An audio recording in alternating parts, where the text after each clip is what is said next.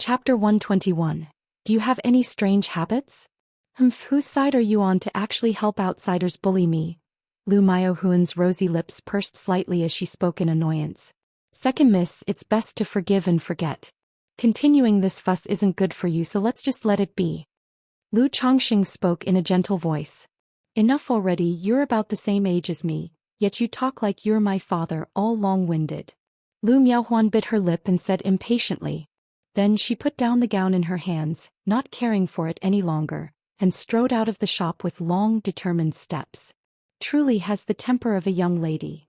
Lu Chongqing watched Lu Miaohuan's retreating graceful figure, shaking his head and feeling as if he'd asked for the annoyance himself. But in that situation he couldn't just watch Lu Miaohuan get hit by the fireball.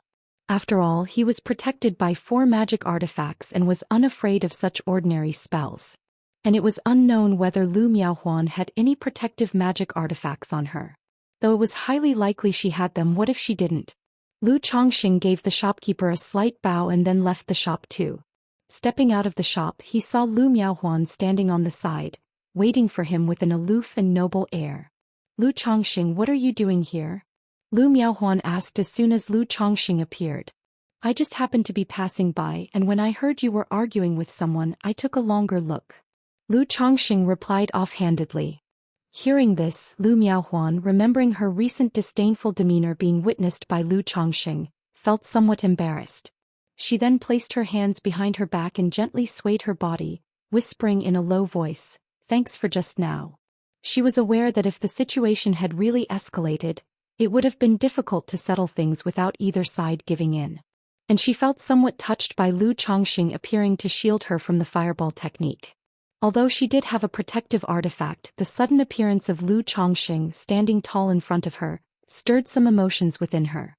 Lu Chongqing raised an eyebrow upon hearing this. He hadn't expected the second miss to actually thank someone to thank him. He moved a bit closer and teased, "What was that, second miss? Your voice was so soft I didn't hear clearly." If you didn't hear it, forget it. Lu Miaohuan huffed and quickly walked away. She wasn't someone who easily thanked others.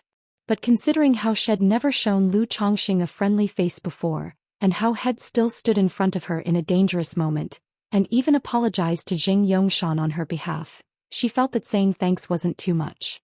Seeing this, Lu Chongqing knew that the second miss thanking him must have taken some courage. He couldn't help but smile, catching up with her and saying, I heard it, I just thought I might have heard wrong. I wanted to confirm it. But if you're going to say thanks, shouldn't you show a little more gratitude? What do you want? Lu Miaohuan asked, her face cool and dignified. It's nothing much, just improve your attitude a bit and call me brother as a sign of thanks. Lu Chongqing said jokingly. Lu Miaohuan was stunned by his words. She bit her lips slightly, her clear eyes showing surprise. A delicate blush spread over her exquisite cold features, like that of a bashful young girl. She shot Lu Chongqing a glance and uttered 3 words, "In your dreams." Then those long legs wrapped in black silk stockings, stepped in slender high heels, quickened their pace, her figure swaying enticingly. Lu Chongqing was amused by Lu Miaohuan's half-annoyed, half-charming reproach and couldn't help but smile. He found teasing this seemingly aloof and noble second miss quite amusing. At that moment, Lu Chongqing noticed that after walking briskly for a stretch, Lu Miaohuan's pace had slowed down again. She even walked slower and slower at a pace well below that of a normal person. Seeing this, Lu Chongqing's lips couldn't help but curl up slightly, revealing a trace of a smile, and he too slowed down his pace. He watched Lu Miaohuan move at such a slow pace, admiring the graceful and lithe figure of her from behind. It had to be said, the second miss figure, especially those long legs clad in black silk and high heels, was truly stunning. Only Feng Jinyang of the White Jade Tower could compare. But such things, everyone has their own flavor. Lu Chongqing already had so many wives, maids and concubines, especially the maids purchased from the White Jade Tower not long ago, who all had looks and figures that were top-notch, but in his eyes, compared to the second miss, they certainly lacked that certain flavor. When it comes to physical appearance after a certain point, it's all about status, temperament and other aspects. Lu Miaohuan walked slowly for a while, and upon seeing that Lu Chongqing didn't catch up to coax her, she immediately felt some displeasure.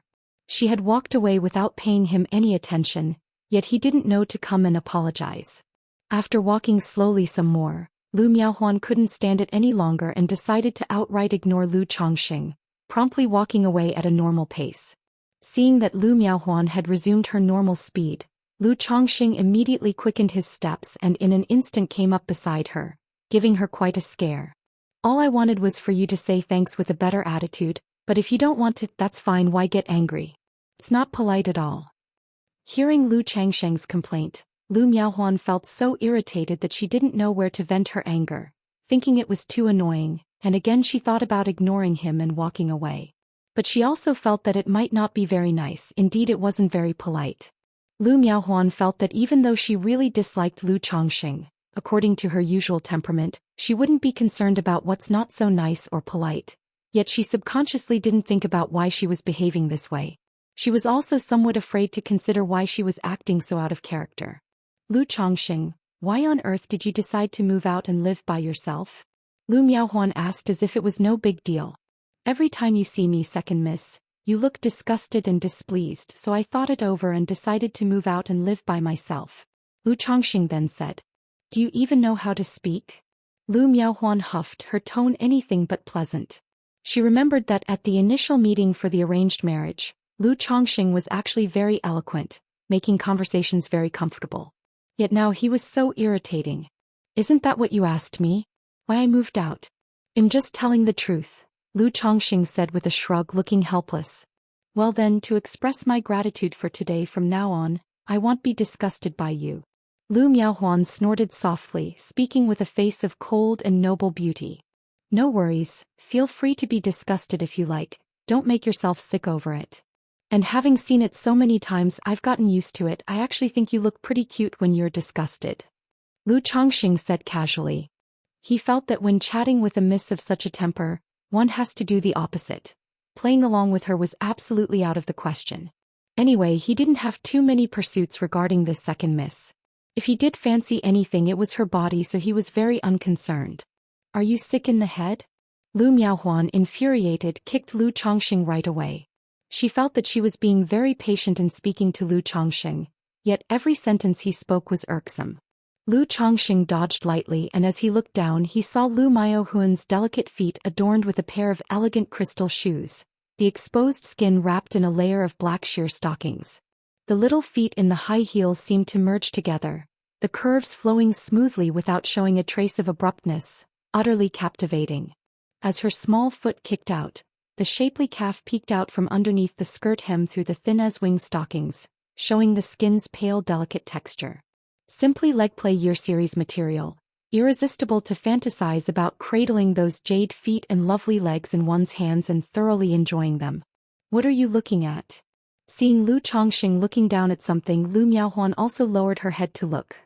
She even lifted the beautiful and icy silver shining stiletto heel back and forth, checking for something, but found nothing out of the ordinary.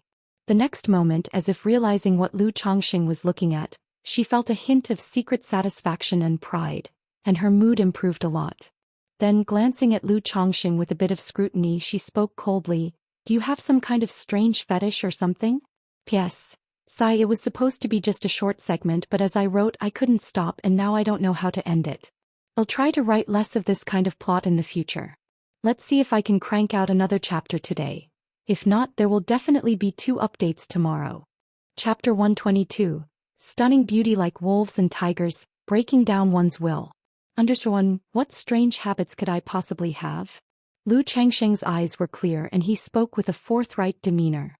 Watching the candid expression on Lu Changsheng's face, Lu Miaohuan eyed him suspiciously for a moment before shifting her gaze away without saying much. After all, if you look, you look.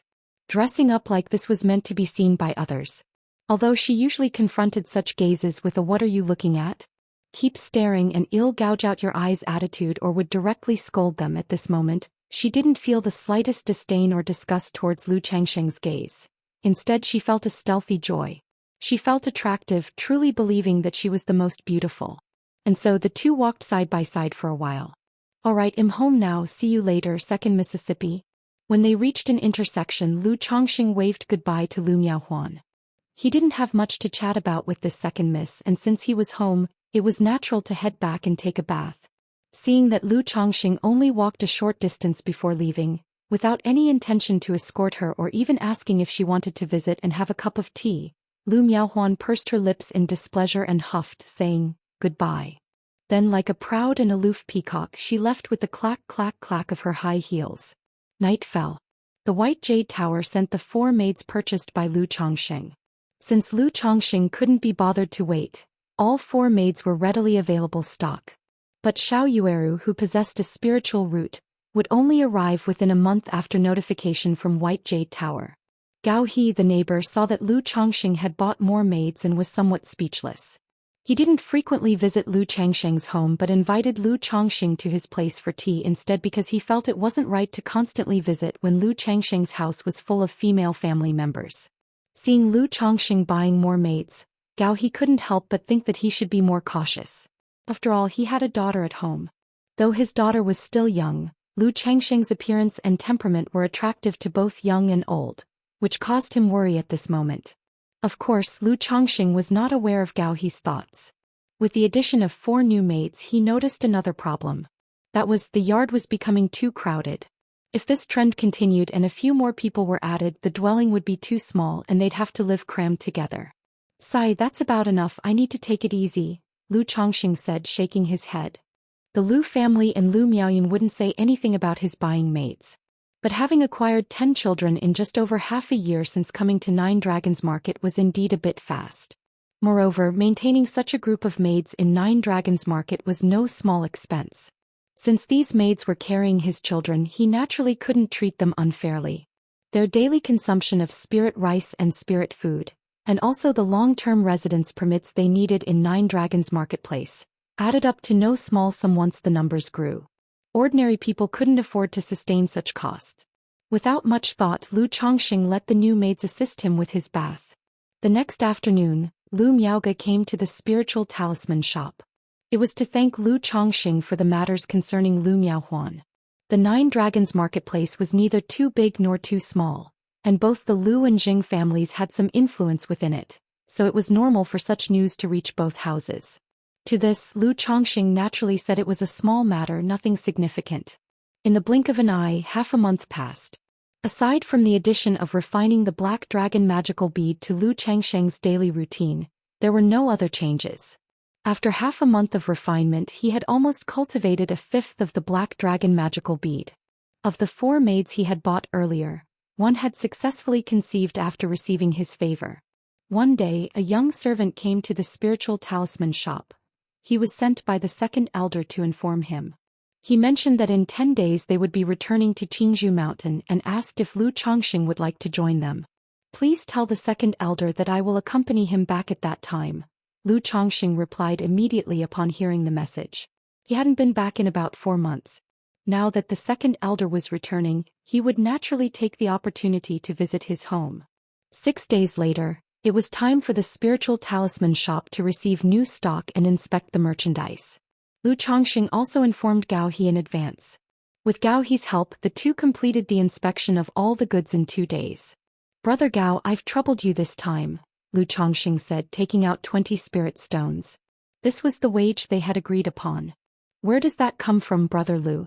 "I should be thanking you," Gao He replied, not standing on ceremony and cheerfully accepting the spirit stones. As a middle-grade talisman master, a daily wage of 10 spirit stones was quite a decent extra income for him. After taking the spirit stones, Gao He hesitated before saying, "Brother Lu, there's something I'm not sure whether I should say." "Oh, just speak your mind, Brother Gao. Is there really anything that should or shouldn't be said?" Lu Chongqing raised an eyebrow and casually replied, "As a resident talisman master in the spiritual talisman shop, I often drink and chat with talisman masters and shopkeepers from other talisman shops, so I have a rough idea of the situation in the marketplace's talisman shops and the quality rate of their goods. Given the reputation of your Lu family's shop, the defects in these goods seem a bit unusual, especially for you, Brother Lu, who cancels contracts with different shops every few months. If this continues, I fear that you would have worked with every talisman master in the marketplace," Gao He started to say. Chapter 123. Stunning beauty like wolves and tigers breaking down one's will. Upon hearing these words, Lu Chongqing immediately understood what Gao He meant. It was a sign that there were some issues with the supplies for the shop. Having been in the shop for so long, how could he not understand the ins and outs? The entire procurement, purchasing and partnership of the spiritual talisman shop were left to the shopkeeper Zhou Xian alone. To claim there was not a hint of embezzlement or personal gain, he couldn't believe it at all. He had casually established a supplier title himself for collaboration. It obviously wouldn't be difficult for Zhou Xian to do the same. However, Zhou Xian had been working in the spiritual talisman shop for over 10 years, and his performance was decent for the most part of this past year, capable of doing things well. Hence, taking a little extra for oneself wasn't entirely indefensible. As long as it wasn't excessive, Lu Chongqing was willing to turn a blind eye. After all, the clearest water has no fish. Thank you for the reminder, Brother Gao. I also understand the principles behind it, Lu Chongqing said with a smile. It seems I've said too much, but then again there isn't really any serious problem, said Gao Shan, realizing that his concern was unnecessary. Having interacted with Lu Chongqing for so long and having a good relationship, he worried that Lu Chongqing, being so young, might be kept in the dark, so he spoke out as a reminder. Brother Gao, willing to discuss this with me shows that you regard me, Lu Chongqing, as a friend. Lu Chongqing waved his hand, knowing Gao he meant well. He also knew what kind of person Gao he was, or else he wouldn't have asked him for help. Soon after, the two left the shop with a laugh and went to the Jade Meal Pavilion for a meal. Upon seeing the two, the owner of the Jade Meal Pavilion, Yu Maoqing, gave them a 20% discount and even offered a plate of appetizers for free. 3 days later. Second elder, Sister Miaoga, Lu Chongqing was bathing in the backyard. Upon hearing from the maid Bai He that the second elder and the young lady had come to visit, he promptly went to the living room. He, I originally intended to notify you to come directly to the great residence to stay, as we will be departing for Qingzhou Mountain early tomorrow morning. However, I thought you've been living by yourself for such a long time without us visiting, so we decided to come and see you. I hope we haven't disturbed you? In the hall, the second elder, clad in a green robe with a tall figure, held tea in his hand and said with a chuckle. Sister Miaoga, Lu Miaoga, sat elegantly in white to the side. How could that be? Second elder, your visit is most welcome, Lu Chongqing replied politely. Then Lu Chongqing chatted with the second elder for a while and took the second elder and Lu Miaoga on a brief tour of the yard. During the process, the second elder noticed so many birds and swallows in Lu Changsheng's yard and couldn't help but shake his head, thinking that Lu Changsheng's reputation for loving the company of women was indeed well-deserved. How long has it been since he came to the Nine Dragons market? In just over half a year, he had taken in so many maids and concubines with outstanding looks and figures. When he saw several maids and concubines with bulging bellies, he frowned slightly and took a closer look. Eventually, he realized that almost all the women in the yard were pregnant. The second elder couldn't help but count them. 1, 2, 3, 11. After tallying the number of pregnant women, the second elder was instantly bewildered. He had not expected Lu Chongqing to be so prolific with his concubines and maids, not only having so many but also getting them all pregnant. Was the vitality of the young so exuberant? Instead of cultivation, drawing spirit talismans, or working, were they occupied doing other things? The second elder looked at Lu Chongqing and inquired, Chongqing, are these all your newly taken maids and concubines? Carrying your children? Even though he knew his question was redundant, as these women were obviously Lu Changsheng's maids and concubines, carrying Lu Changsheng's children, he couldn't help but confirm once more. Mainly because it was quite outrageous. For cultivators, indulgence in the pleasures of men and women could harm one's vital essence and affect the speed of cultivation. Even for cultivator couples practicing dual cultivation, they were extremely temperate, engaging only occasionally and never indulging excessively night after night. However, in Lu Changsheng's case, to have fathered 11 children in just over half a year was clearly overindulgence. Sister Miaoga, Lu Miaoga, pursed her lips and remained silent. But in her eyes, a faint sense of disappointment was visible. In her view, if Lu Chongqing were willing to focus on cultivation and the talisman path, there would be hope for success in foundation establishment after becoming a second-grade talisman master. She had also discussed these matters with Lu Chongqing before. But seeing Lu Chongqing bring Guan Exin to Nine Dragons Market, and now with so many maids and concubines, she couldn't help but feel disappointed. She knew that Lu Chongqing hadn't taken her words to heart. Yes, second elder, these are all my newly taken maids and concubines carrying my children, Lu Chongxing replied, feeling somewhat embarrassed. He himself knew that in this world as a cultivator, creating 11 children in just over half a year was relatively excessive. Although he hadn't felt this in his daily life, nor did he find it embarrassing, being questioned by the second elder brought up some embarrassment after all. After all, the latter was an elder to him. Especially with Lu Miaoge also present. Ah, the second elder sighed upon hearing this, shaking his head. At that moment he gained a deeper understanding of Lu Changsheng's reputation at Qingzhou Mountain for marrying and indulging in the pleasure of many wives and concubines. He coughed lightly and then said to Lu Chongxing, "Chongxing, the allure of beauty can be like wolves and tigers, eroding one's resolve. It is natural to occasionally enjoy and relax, but do not indulge too much in this and instead focus your time and energy on cultivation and the talisman path." The second elder spoke earnestly. Such matters, while outrageous, were a bit excessive. Chapter 124. Stunning beauty like wolves and tigers breaking down one's will. But to say it was excessive, that wasn't quite the case. After all, it was his private life and it wasn't right for him to interfere too much. Thinking of this, he decided that after returning home he would speak to the fourth elder, asking him to offer some persuasion. Otherwise, from his perspective, Lu Changsheng's utter lack of restraint in his behavior would truly lead to his ruin. If that happened, it would be a great loss to the Lu family as well. No venture, no gain. Lu Chongxing really wanted to say this, but he still responded seriously and respectfully. What second elder said is correct. Chongxing will heed the advice. The other party was an elder after all, and since the matter was mentioned he behaved and listened obediently. As for what to do in the end, it was still up to him. However, Lu Chongxing himself also planned to be a bit more frugal for a while, to save some money. He had previously wanted to buy vestment robes and beautifying spirit pills for his wives and children. But with his habit of spending as soon as he got money, the expenditures increased and he couldn't save anything. This time returning home he didn't have enough money to buy any decently valuable gifts. Seeing this, the second elder didn't continue to say much. Too much talk of such matters could only lead to annoyance. Then Lu Chongxing left a message for Shao Qing and went with the second elder and Lu Miaoge to the eastern district to the Lu family's large courtyard where they would stay. They were preparing to return to Qingzhou Mountain early the next morning. They arrived at the eastern district's large courtyard, and the living quarters arranged for them were still the same from the last time. Knock, knock, knock. Lu Chongxing was meditating in his room when he heard a knocking at the door. He got up and opened the door. Miaoqing. Outside stood Lu Miaoqing. "Chongxing, this is the spirit stone I borrowed from you."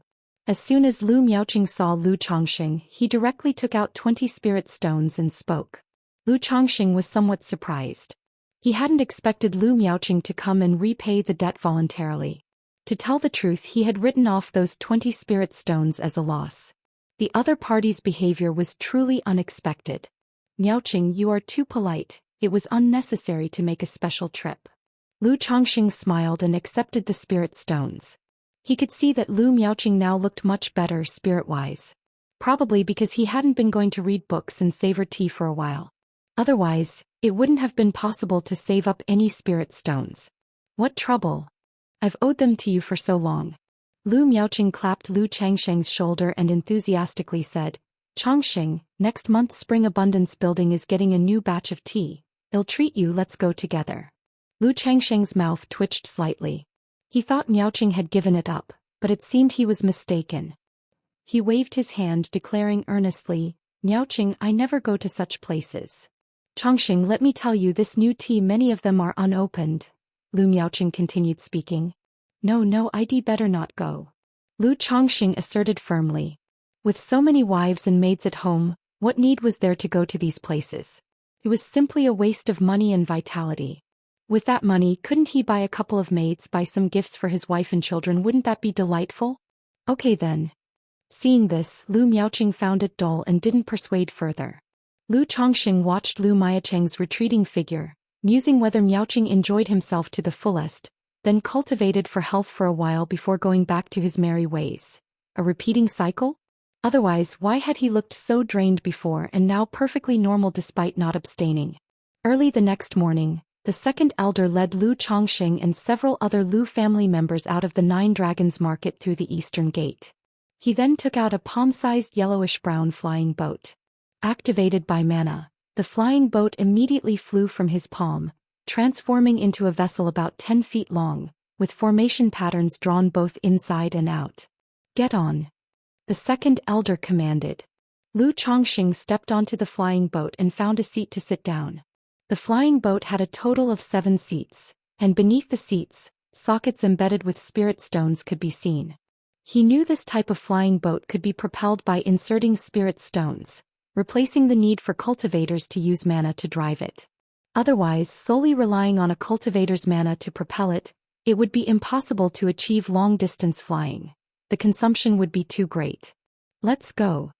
After several people were seated, the second elder also boarded the flying boat, formed a spell with his hands, and caused a thin layer of water screen barrier to rise around the edge of the flying boat. Soaring into the air, it transformed into a streak of light shooting forward. At this speed, it's even faster than the iron feather eagle by a bit. "If we squeeze in a bit, we can fit about 10 people, Lu Chongqing thought to himself as he watched the flying boat's speed. He found the device quite good. If he had one of his own, it would be much more convenient to travel to and from the Nine Dragons Market with his wives and concubines in the future. However, the price of such a flying boat would be at least 1,000 spirit stones. And a flying boat is relatively more conspicuous. Without a bit of strength, it is easy to attract unwanted attention on the way. 1.5 days later, the flying boat landed in front of Qingzhou Mountain. As everyone disembarked, Lu Chongqing cupped his hands in farewell and headed straight for his home. "Husband, the husband is back. Daddy, daddy, daddy." Just as Lu Chongqing walked into the courtyard, his wives and concubines and several children inside saw him and called out joyfully, crowding around him and hugging him. This scene brought a smile to Lu Chongqing's face, filled with warmth as he picked up the 2 children who ran over. However, facing so many children, he could only put them down immediately, taking turns hugging each child. He also embraced his several wives. Although he had many maidservants in the Nine Dragons Market, he missed the warm feeling of being with his wives and children here. He had been with his wives and children here for so many years, and they had developed a lot of affection for each other. Before long, Lu Miaoyun and Chu Zhenjin among other women also came with their children, their eyes filled with tender love as they approached Lu Chongqing. Lu Chongqing noticed that the little ones in their arms seemed to have grown a bit very adorable. He then looked at the children of Shui'er and Jur. Both children had hair like their mothers. One red, one blue. But their pupils were black. Seeing his 2 somewhat unconventional children, Lu Chongqing also found them quite cute. Then Lu Chongqing spent time playing with the children and chatting with his wives, listening to some of their stories and sharing his own. Meanwhile, within Qingzhou Valley at another estate. "Second brother, are you telling me that since Chongqing moved out to live on his own in the Nine Dragons Market, he has been indulging in the pleasures of women day in and day out, not only taking in a bunch of concubines but also getting each and every one of them pregnant? With more than a dozen children?" The 4th elder asked in surprise after hearing the second elder's words, finding it hard to believe. She was different from the second elder.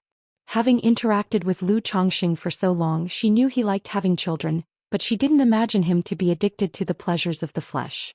Usually he was very diligent and serious in his cultivation and talisman making. But now, hearing the second elder's words, she didn't know what to say. Because in her view, this behavior was indeed a bit over the top. Originally, when the Lu family took a son-in-law by marriage, they only asked for 50 children in 20 years. Yet in just over half a year, Lu Chongqing had impregnated 11.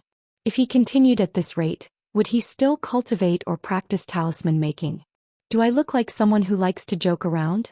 The second elder saw the 4th elder's disbelief and immediately said, "Miaoge was there at the time. She also saw everything. You can ask Miaoge if you don't believe me."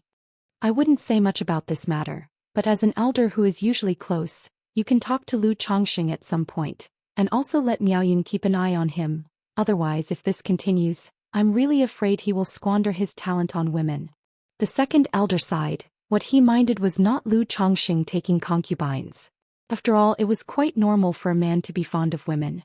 However, in his view, Lu Chongqing's behavior was indeed a bit excessive. Women can be as ferocious as wolves and tigers, they can undermine a man's will. And Lu Chongxing, being so young with an unstable will, was very likely to lose control of himself in this regard. If this kept up, a remarkable talent in the talisman path could very well fall from grace. Alright, I'll go check it out tomorrow. Ask Chongxing what's going on, what the deal is, the fourth elder said with a serious expression, nodding her head. She had a favorable impression of her grandson-in-law Lu Chongxing. She still did not believe that Lu Chongxing would completely drown in the pleasures of flesh and neglect his cultivation and talisman making. She planned to go see for herself the next day and find out what was happening, and to also check Lu Chongxing's skills in talisman making, then she would know the truth. Chapter 125. I'm not pretending anymore, actually I am a spiritual body. _1 Lu Chongxing naturally didn't know that the second elder had gone and spoken to the fourth elder about his activities at the Nine Dragons marketplace. He was still playing in the courtyard with a group of little ones. The courtyard had been turned into something resembling a kindergarten playground by him. At this time, Lu Miaoyun stated that it was getting late, and she needed to go to White Deer Mountain Villa to pick up the children. In the previous few months, Lu Pingon, Lu Wuyu, and Lu Xila had been sent to study at White Deer Mountain Villa on Qingzhou Mountain. Therefore Lu Miaoyun and others usually took turns picking them up and dropping them off. Upon hearing it was time to pick up the kids, Lu Chongxing immediately expressed his desire to go along. He, as a father, had not yet had the chance to pick his children up from school. Soon after, Lu Chongxing and Lu Miaoyun left home, heading towards White Deer Mountain Villa. On the way, Lu Chongxing also shared with Lu Miaoyun about his life in the Nine Dragons marketplace. He bought quite a few maids and fathered quite a few children.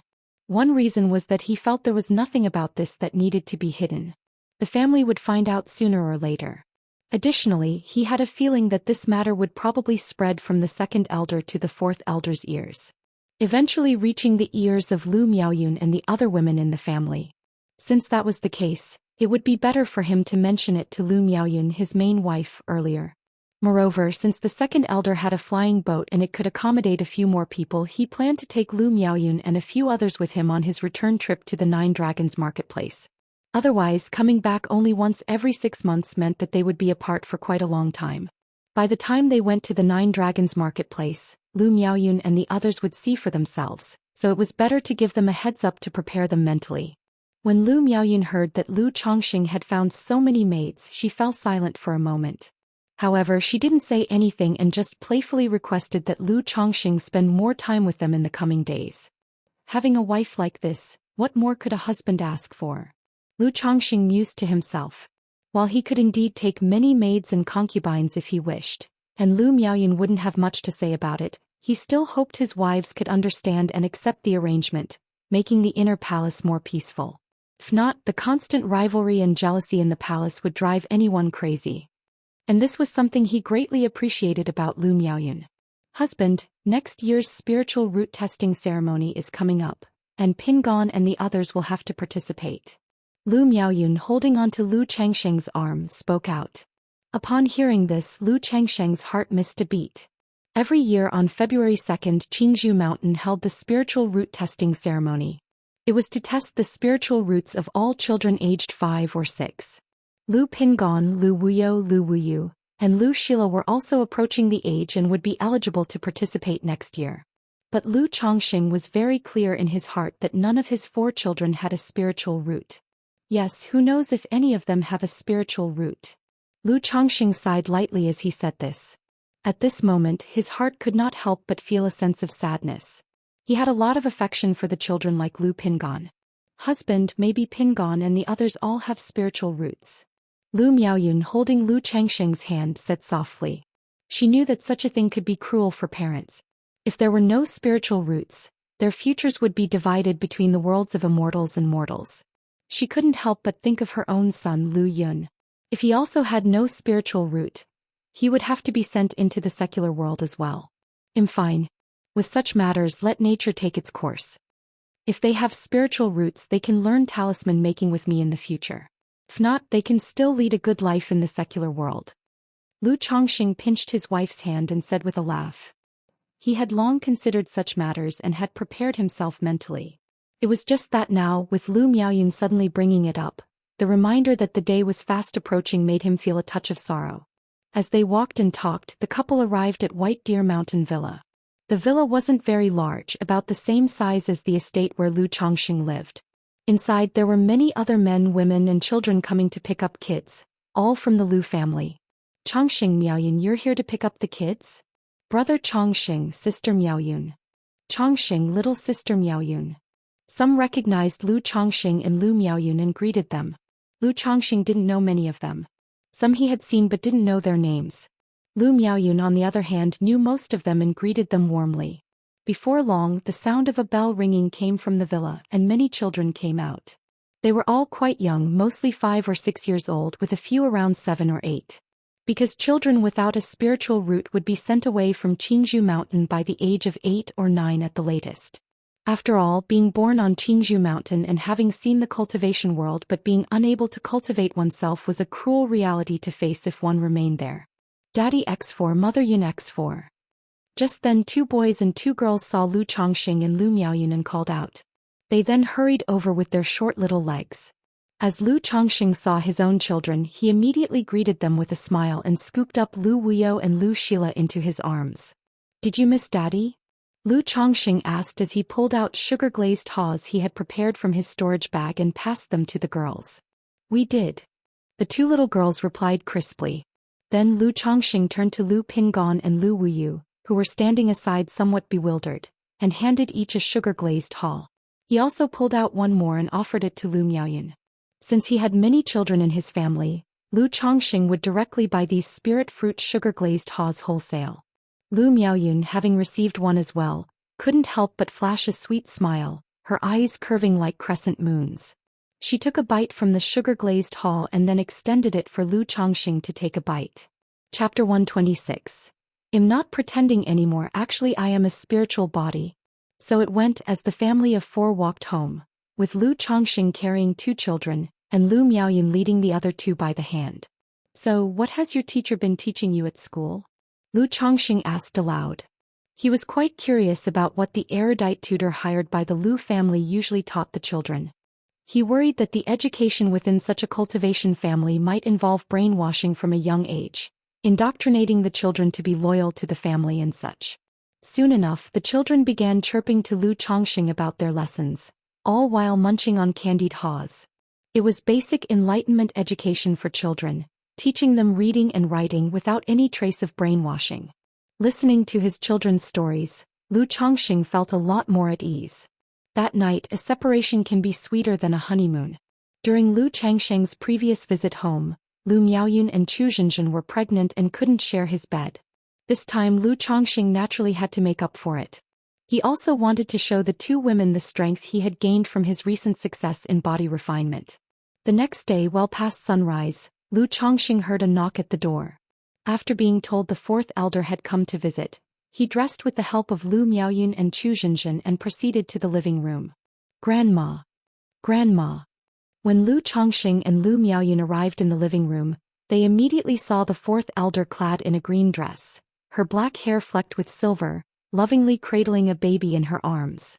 It didn't take much thought to realize she was holding Lu Yun.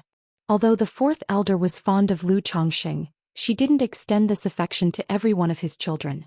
It was just that she had a particular fondness for the great-grandson born to her granddaughter. Hee, it seems Grandma has come at an inappropriate time, the 4th elder said with a chuckle, lifting her gaze to the couple. She could tell at a glance that her granddaughter and grandson-in-law had probably just risen from bed and teased them with her remark. Lu Miaoyun blushed at the comment. Chongxing only returned yesterday and he was preoccupied with accompanying his wives and children. He neglected to visit Grandma and hopes for her understanding, Lu Chongxing said, his demeanor easy and composed. He sensed the 4th elder's visit wasn't just a simple check-in on her great-grandson. Otherwise, there would have been no need to inform him and Lu Miaoyun. Grandma was just missing my dear great-grandson and thought to visit, seeing as you Chongxing have returned, the 4th elder said heartily. Soon she chatted with Lu Chongxing and Lu Miaoyun about everyday family matters. When the conversation was nearly over, the 4th elder turned to Lu Chongxing and said, Chongxing, you've been away for some time. Let Grandma see how your talisman-making skill is faring to make sure it hasn't slipped. The 4th elder stated this goal of her visit. After all, the words spoken by the second elder yesterday compelled her to make sure Lu Chongqing was in good shape. But she wouldn't outright mention the concerns about Lu Chongqing being too absorbed in pleasures of the flesh and fathering children. Instead, she used the pretext of checking his talisman-making skill to see if his cultivation or talisman-making had suffered any neglect. If there was no neglect, all the better. If there had been, she would have a reason to admonish him, to prevent him from succumbing to indulgence. Chongqing has returned this time also wishing to consult with Grandma and asks for her guidance. Lu Chongqing murmured to himself, having anticipated the fourth elder's purpose. He spoke earnestly. Then he stood up, moved to a table and took out his talisman-making tools from a storage bag. Seeing this, Lu Miaoyun took little Lu Yun from the fourth elder's arms and stepped out of the room, so as not to disturb her husband while making talismans with the babies fussing. Making middle-grade talismans wasn't a challenge for Lu Chongqing, even with a child's noise. He could even manage it with one hand while holding a child in the other. But naturally he couldn't show that now. After Lu Miaoyun left with the child, Lu Chongqing began crafting talismans under the watchful eye of the fourth elder, his magic artifact pen in hand dutifully etching the talisman. He was making a middle-grade earth escape talisman, which the fourth elder had previously taught him. Before long, Lu Chongqing completed the earth escape talisman smoothly and expertly. Chongqing, you've become so proficient with the earth escape talisman? Seeing Lu Chongqing fluently complete the talisman, the fourth elder's face immediately lit up with pleasant surprise. Just over 4 months ago she had started teaching him to craft the earth escape talisman. But at this moment not only had Lu Chongqing successfully crafted it, but he did so with practiced ease, achieving a success rate of around 70 to 80%. This came as a delightful surprise to her. She realized at once that Lu Chongqing had by no means neglected the talisman path during his time in Nine Dragons Market. It's all thanks to your initial guidance, Grandma, Lu Chongqing said with a modest laugh, continuing, Grandma, not only have I mastered the earth escape talisman, but in my recent explorations, I've also made inroads into the frost talisman, though I'm still not quite proficient and would like to seek your guidance. Since he had an inkling of the fourth elder's reasons for her visit, Lu Chongqing naturally had to play his part well and put on a good show. He had already been considering that his frenzied acquisition of concubines and servants might not sit well with the family. The Lu family was bound to have some concerns. Therefore he thought it over and concocted a reason or excuse for himself. What, you've made progress with the frost talisman? The fourth elder, hearing this, could hardly maintain her composure. Her graceful facade slipped for a moment, her eyes widened with shock and disbelief as she gazed at Lu Chongqing. Her look resembled Duan Yanqing's when he learned that Duan Yu was his own son. Astonished disbelief. Yes, Grandma, I've indeed made progress, but I still need more practice, Lu Chongqing replied to the elderly lady, managing not to betray any emotion, thinking to himself that he may have overplayed his hand. Chapter 127. I'm not pretending anymore, actually I am a spiritual body. Okay, show me how you draw a frost talisman, said the fourth elder as she took a deep breath. The frost talisman was a middle-grade talisman of similar difficulty to the earth escape talisman. But the problem was that she had never taught Lu Chongqing the frost talisman. It was just over 4 months ago that she taught Lu Chongqing the earth escape talisman. For Lu Chongqing to have reached such proficiency with the earth escape talisman in 4 months was already incredibly surprising. Yet now, Lu Chongqing was telling her that not only had he mastered the earth escape talisman, but he had also managed to grasp the basics of the frost talisman on his own. How could she not be shocked? Under the fourth elder's watchful eye, Lu Chongqing clumsily began to draw the frost talisman. As expected, the first attempt naturally ended in failure. When you're drawing, the flow of your spiritual power isn't smooth enough, which causes it to dissipate a bit. On seeing this, the fourth elder gently pointed out the issue in a mild tone. Yes, grandmother. Lu Chongqing nodded, then continued drawing again. But it was still a failure. The fourth elder continued to identify the problem. However, her look at Lu Chongqing was different now. She could tell that Lu Chongqing did indeed have a certain degree of proficiency with the frost talisman. At this moment, Lu Chongqing took a sip of white jade 100 flowers wine and started his third attempt at drawing. Finally, under the fourth elder's gaze, Lu Chongqing fortunately managed to successfully draw the frost talisman. Although it's still not proficient, It's evident that you have indeed grasped the basics of the Frost Talisman. The fourth elder looked at the Frost Talisman, her expression full of surprise and delight, but also somewhat incredulous. If she hadn't seen it with her own eyes, she would have never believed that Lu Chongqing could become so skilled with the Earth Escape Talisman in just over 4 months, while also mastering the basics of the Frost Talisman. This talent for talisman making was completely beyond what Lu Chongqing had displayed before in his talismanic aptitude. Chongqing, how did you do it?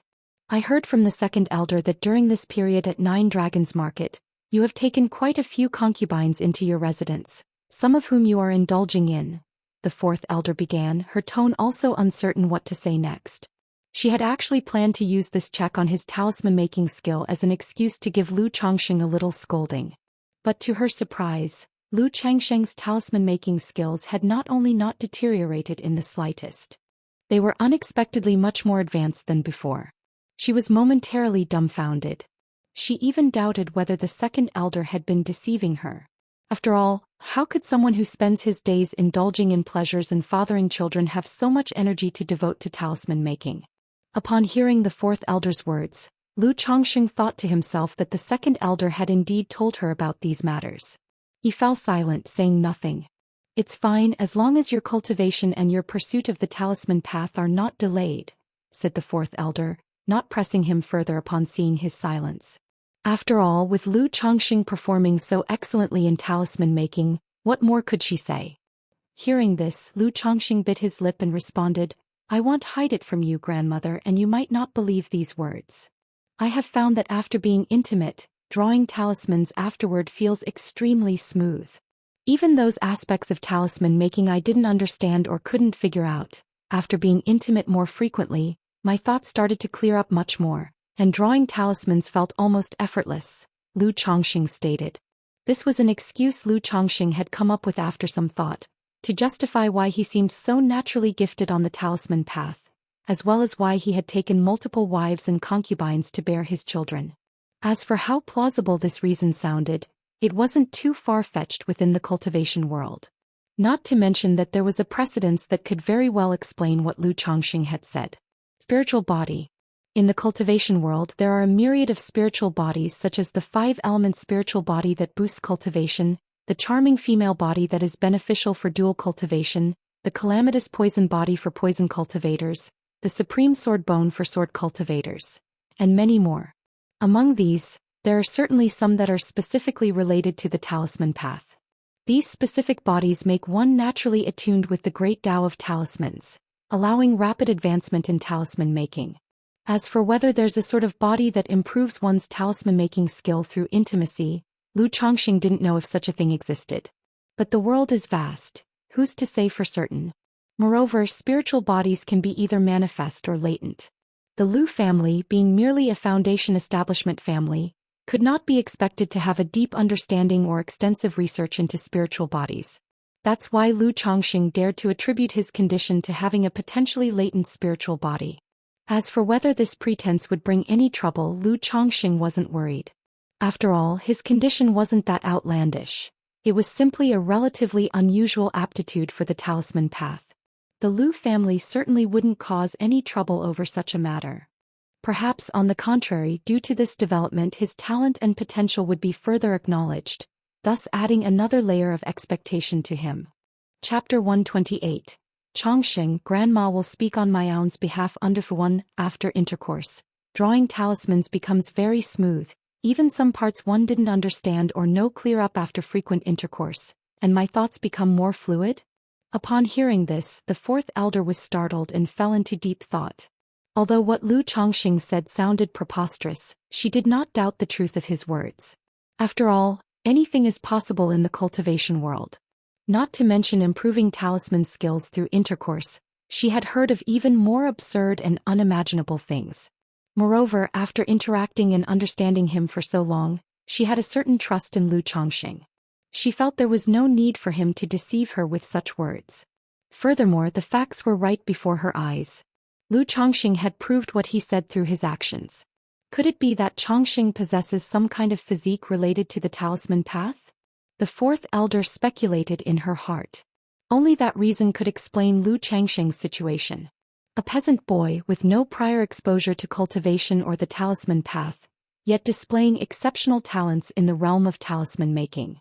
Through self-study and pondering, in a year and a half he became an elementary talisman master.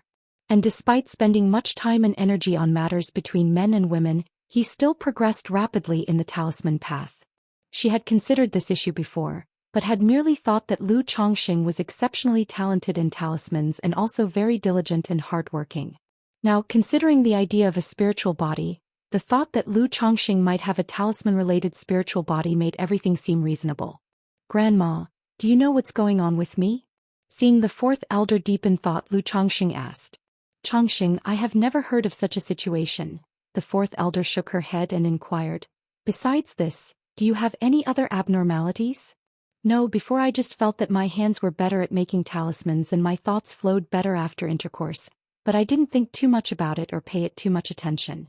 It was also after this visit to the Nine Dragons market that I gradually realized intercourse could impact my talisman making, so I became somewhat indulgent for a while," Lu Chongqing explained. He wanted to attribute his condition to his spiritual body, but he couldn't say anything too excessive or preposterous.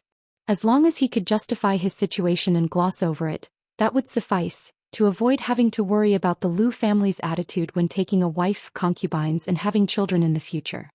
"Chongqing, I suspect that you might possibly possess a special talisman-related physique?" After a moment's thought, the fourth elder articulated her speculation. "A talisman physique? Grandma, I had also suspected that I might have some spiritual body, but there's so little information on spiritual bodies, and I haven't found any similar cases to mine," Lu Chongqing continued.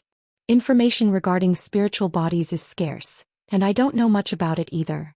My speculation is based on the fact that spiritual bodies are different from spiritual roots and can represent all manner of strange constitutions." The fourth elder sighed slightly. Then, looking at Lu Chongqing with a solemn expression, she admonished, "Chongqing, concerning this matter, you must not tell anyone else. If others come to know of it, it could very well bring you danger and trouble," the fourth elder warned. "Grandma, rest assured, I definitely won't tell anyone else about this, and I would only mention it to you," Lu Chongqing assured her. "Very well, Chongqing, don't worry, I will keep this matter a secret for you," the fourth elder said, feeling very reassured upon hearing his words. She thought to herself that this grandson-in-law was not only affectionate but also treated her as his own kin. She then said, "Chongqing, concerning your situation, I shouldn't comment too much on your matters with women, but remember, Chongqing, the talisman path is important, but bodily health and cultivation level are the foundation. If your health and cultivation level fall short, you will also find it hard to make advancements in the talisman path, so you must not indulge excessively in matters between men and women, and pay attention to your health and cultivation. Regarding taking a wife and concubines, as long as it's not excessive, I will speak for you to the Lu family and Miaoyun," the fourth elder said thoughtfully and seriously. She knew that Lu Chongqing, with his constitution, couldn't possibly stay away from the pleasures of women, hoping only that he would proceed gradually, not to deplete the reservoir to catch the fish and ruin himself in the process. "Grandma, I understand that too," Lu Chongqing immediately nodded. As long as you understand that, it's fine," the fourth elder nodded, saying no more, knowing that her grandson-in-law, aside from his indulgence in women and having children, was commendable in other aspects. He was sensible and knew what was important. She figured that his recent indulgence in Nine Dragons Square could be attributed to this constitution. Suddenly she felt that Lu Changsheng's preferences and his physique were indeed a perfect match. "Chongqing, you should also be somewhat cautious about having children. Otherwise, too many children in the future will be a considerable burden on you and affect your well-being," the fourth elder added, thinking of Lu Changsheng's situation with over 10 children in just over half a year. In the family, children can be a source of strength and a legacy, but beyond a certain point they can also become a liability. Their needs can distract one's energy and at times draw one into turmoil. "Grandma, you know that I'm a man without great ambitions and I don't covet that fleeting hope of foundation establishment. I'm already content with my current life, and my plan is to have many children for a full household in the future. If any of the children have a spiritual root, it'll fully support their cultivation so that they can have an easier and further future," he declared. Chapter 129. Chongqing, Grandma will speak on my own's behalf. Lu Chongqing spoke, saying the following.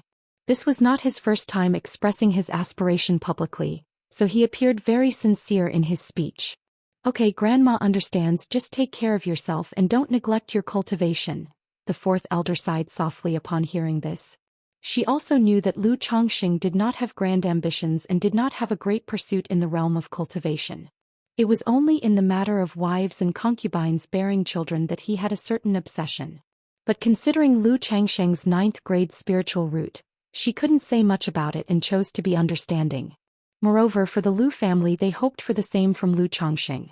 A person who only sought a stable life with a warm family was much better than one full of ambition, solely focused on the path of cultivation. Thank you, Grandma. Lu Chongqing bowed with a clasped fist in gratitude, knowing that this matter was now in the past. And with this spiritual body as a cover, whether for taking wives, concubines, having children, or advancing in the talisman path, explanations would now be much more convenient. We're all family, no need for such courtesy with Grandma, the fourth elder said with a loving smile on her face. Then she proceeded to give guidance on drawing the frost talisman. After teaching the frost talisman, and considering Lu Changsheng's physical condition, knowing that his trip to Nine Dragons Market would mean he wouldn't return for some time, she taught Lu Chongqing 2 more middle-grade talismans. It wasn't to make him learn them right away but just to explain them to him, so that he could more easily learn to explore them by himself in the future. After finishing the talisman-making lesson, the fourth elder also held her heavy grandson for a while and chatted with Lu Miaoyun before leaving. In the blink of an eye, 3 days passed. During this time, apart from spending time with his wives, Lu Chongqing also visited Li Feiyu. He met with this good friend to catch up and chat. Li Feiyu was still immersed in back-breaking work, acting as a butcher, nurturing spirits, casually working as a purifying craftsman, and even raising 2 black hogs at home. Knowing that advice would be futile, Lu Chongqing didn't urge him further. They simply had a meal, chatted, and when leaving, Lu Chongqing gave red envelopes to the children. Let's go. Lu Chongqing, accompanied by Lu Miaoyun and Chu Zhenzhen, headed out, preparing to go to Nine Dragons Market. This time Lu Miaoyun and Chu Zhenzhen were also going to Nine Dragons Market with him. This was after discussion with his numerous wives and concubines. Each trip he would take 2 wives to stay in Nine Dragons Market for a short while. 2 people were chosen because the second elder's flying boat had limited seating. Too many people would mean potentially no seats available. Before leaving, Lu Chongqing also entrusted the business of trading talismans with Hong Yi to Lu Lanshu. If Hong Yi's people arrived, she could just take the talisman box to complete the trade. After all, such matters were simply a case of exchanging goods for money. Now his dealings with Hong Yi had expanded, from the original 3-month deal of 30 low-grade talismans to 50 low-grade talismans and 10 middle-grade talismans. Lu Chongqing and the 2 ladies arrived at the gates of Qingzhou Mountain, where they saw the second elder and 2 other Lu family disciples waiting. Yesterday, Lu Chongqing had already informed the second elder in advance about taking Lu Miaoyun and Chu Zhenzhen on the flying boat to Nine Dragons Market. Second elder. Second elder. Grandpa second. The 3 greeted the second elder with a salute. Since you've arrived, let's get going, the second elder said with a smile, nodding. He then released the flying boat and had everyone get on board. Chu Zhenzhen, experiencing her first flight on a flying boat, was visibly nervous, holding tightly onto Lu Chongqing. As the flying boat took off, she looked around curiously and would timidly lean to whisper into Lu Changsheng's ear. But even these whispers, no matter how quietly spoken, could be heard by everyone else. In such a manner, after a day and a half, the flying boat landed safely in the outskirts of Nine Dragons Market. Lu Chongqing arranged for long-term identity passes for Lu Miaoyun and Chu Zhenzhen. Even though the women were only going to live there for about half a year, short-term passes were only valid for half a month, so it was better to get long-term ones. After bidding farewell to the second elder, Lu Chongqing led the 2 ladies to their residence. Miss. Little Qing, nearly 6 months pregnant, was sporting a baby bump. Seeing Lu Miaoyun, her face suddenly flushed with a hint of shame. Initially, Lu Miaoyun had sent her to Nine Dragons Market with Lu Chongqing to keep an eye on him, and now she was greeting her, heavily pregnant. Miaoyun's sister, Zhenzhen's sister. Guan Exin also called out to the 2 women. Following that, Lu Chongqing introduced Lu Miaoyun and Chu Zhenzhen to the other women in the courtyard. Greetings, madam. Greetings, madam. Greetings, madam. Xiao Yiyao and several other maids saluted. Although most of these maids were also pregnant since they had entered this world, the inevitable hierarchy between wives, concubines and maids was still evident. Even though Lu Miaoyun and Chu Zhenzhen had already been informed in advance about the multitude of wives and concubines Lu Chongqing had in Nine Dragons Market, seeing a courtyard full of women all pregnant, they couldn't help but feel a little jealous. Lu Chongqing noticed the slight jealousy of his two wives. After making introductions, he took them out shopping, dining and enjoying themselves. The two women had been living a monotonous life in Qingzhou Valley. In Nine Dragons Market, indulging in shopping and entertainment made them extremely happy, dissipating any minor displeasure they had. Over these 3 days, Lu Chongqing spent over 100 spirit stones shopping and having fun with the two ladies. With Lu Miaoyun and Chu Zhenzhen joining the household, Lu Changsheng's life did not change much. He just moderated his actions regarding intimate relations a bit. Chapter 130. Chongqing, Grandma will speak on Miaoyun's behalf. It was not like before, sleeping together under a large quilt each day. In the blink of an eye, more than half a month had passed. Lu Chongqing received news from White Jade Tower that the maid he had purchased, Xiao Yueru, had been delivered and asked him to come over for the inspection. Immediately, Lu Chongqing went to White Jade Tower and looked over his new maid. She had a dignified and pretty appearance with black hair neatly done up, giving off a mature wife's charm. Her almond-shaped eyes were dull, but under her high nose bridge her lips were plump. She would probably look very sweet if she smiled. She wore a light blue dress that showcased her tall and slender figure, with a full and proud bust that almost burst through the fabric. Although she lacked elegance, she was very eye-catching and her full hips were also shocking, heavy like honey peaches. Yueru has seen young Master Lu. Xiao Yueru's face was still somewhat pale and haggard, her voice soft and gentle, like a willow brushing against water. Miss Xiao, are you willing to be this young master's maid? Lu Chongqing looked at Xiao Yueru before him and asked indifferently. He, Lu, someone even if he spent money, never coerced anyone. Xiao Yueru also knew her fate. She couldn't refuse such matters. Moreover, the young man in front of her, from his looks and temperament, didn't seem like a bad person. She immediately showed a hint of a smile and bowed gracefully. Yueru is willing to be the young master's maid. Her smile was indeed sweet, like a delightful young girl, perfectly blending mature charm with the amorousness in her eyes and eyebrows. All right, Manager Feng, I'm quite satisfied. Hearing this, Lu Chongqing also showed a faint smile and spoke to Feng Jianyang. After completing the transaction with Feng Jianyang, holding on to Xiao Yueru's spiritual contract, he took her home with him. On the way, Lu Chongqing directly spoke to Xiao Yueru, saying the reason he bought a maid was to have children. As long as she could give birth to several children, he would not mistreat her. Regarding other things, he said nothing further, nor did he inquire about Xiao Yueru's circumstances. After all, having gone through White Jade Tower, these karmic matters were no longer his concern. He also didn't have the ability to help sort things out. After speaking these words, Lu Chongqing suddenly felt a hint of trance. He remembered back when he was expelled by Qingyun's sect, Lu Yuanding appeared and talked about finding a son-in-law, having 50 children in 20 years. At this moment, he and the past Lu Yuanding seemed strikingly similar. This is life. Lu Chongqing felt somewhat moved in his heart. Then he laughed lightly and said, whether good or bad, one should live without regrets. Back home, because of Xiao Yueru's matter, Lu Chongqing had already talked to Lu Miaoyun. So after bringing her home, Lu Miaoyun had no objections. He arranged for Xiao Yueru to share a room with another maid. Since Lu Miaoyun and Chu Zhenzhen had arrived, the courtyard seemed a bit cramped. Thus, a few maids ended up sharing rooms, 2 or 3 to a room. In the day-to-day life, Lu Chongqing saw that Lu Miaoyun and Chu Zhenzhen were often bored, so he occasionally taught the two talisman making. He thought of leveraging his own talisman-making skill to see if he could make both women into talisman masters. Lu Miaoyun had been verified by the 4th elder and indeed lacked the talent for it. Chu Zhenzhen was a bit better but still not notably so. This made Lu Chongqing sigh inwardly, fearing that having his children learn a skill would be difficult as well. Without any talent, one could only rely on money. However, skills built up by money alone had their limits. Time flew by and in the blink of an eye, over a month had passed.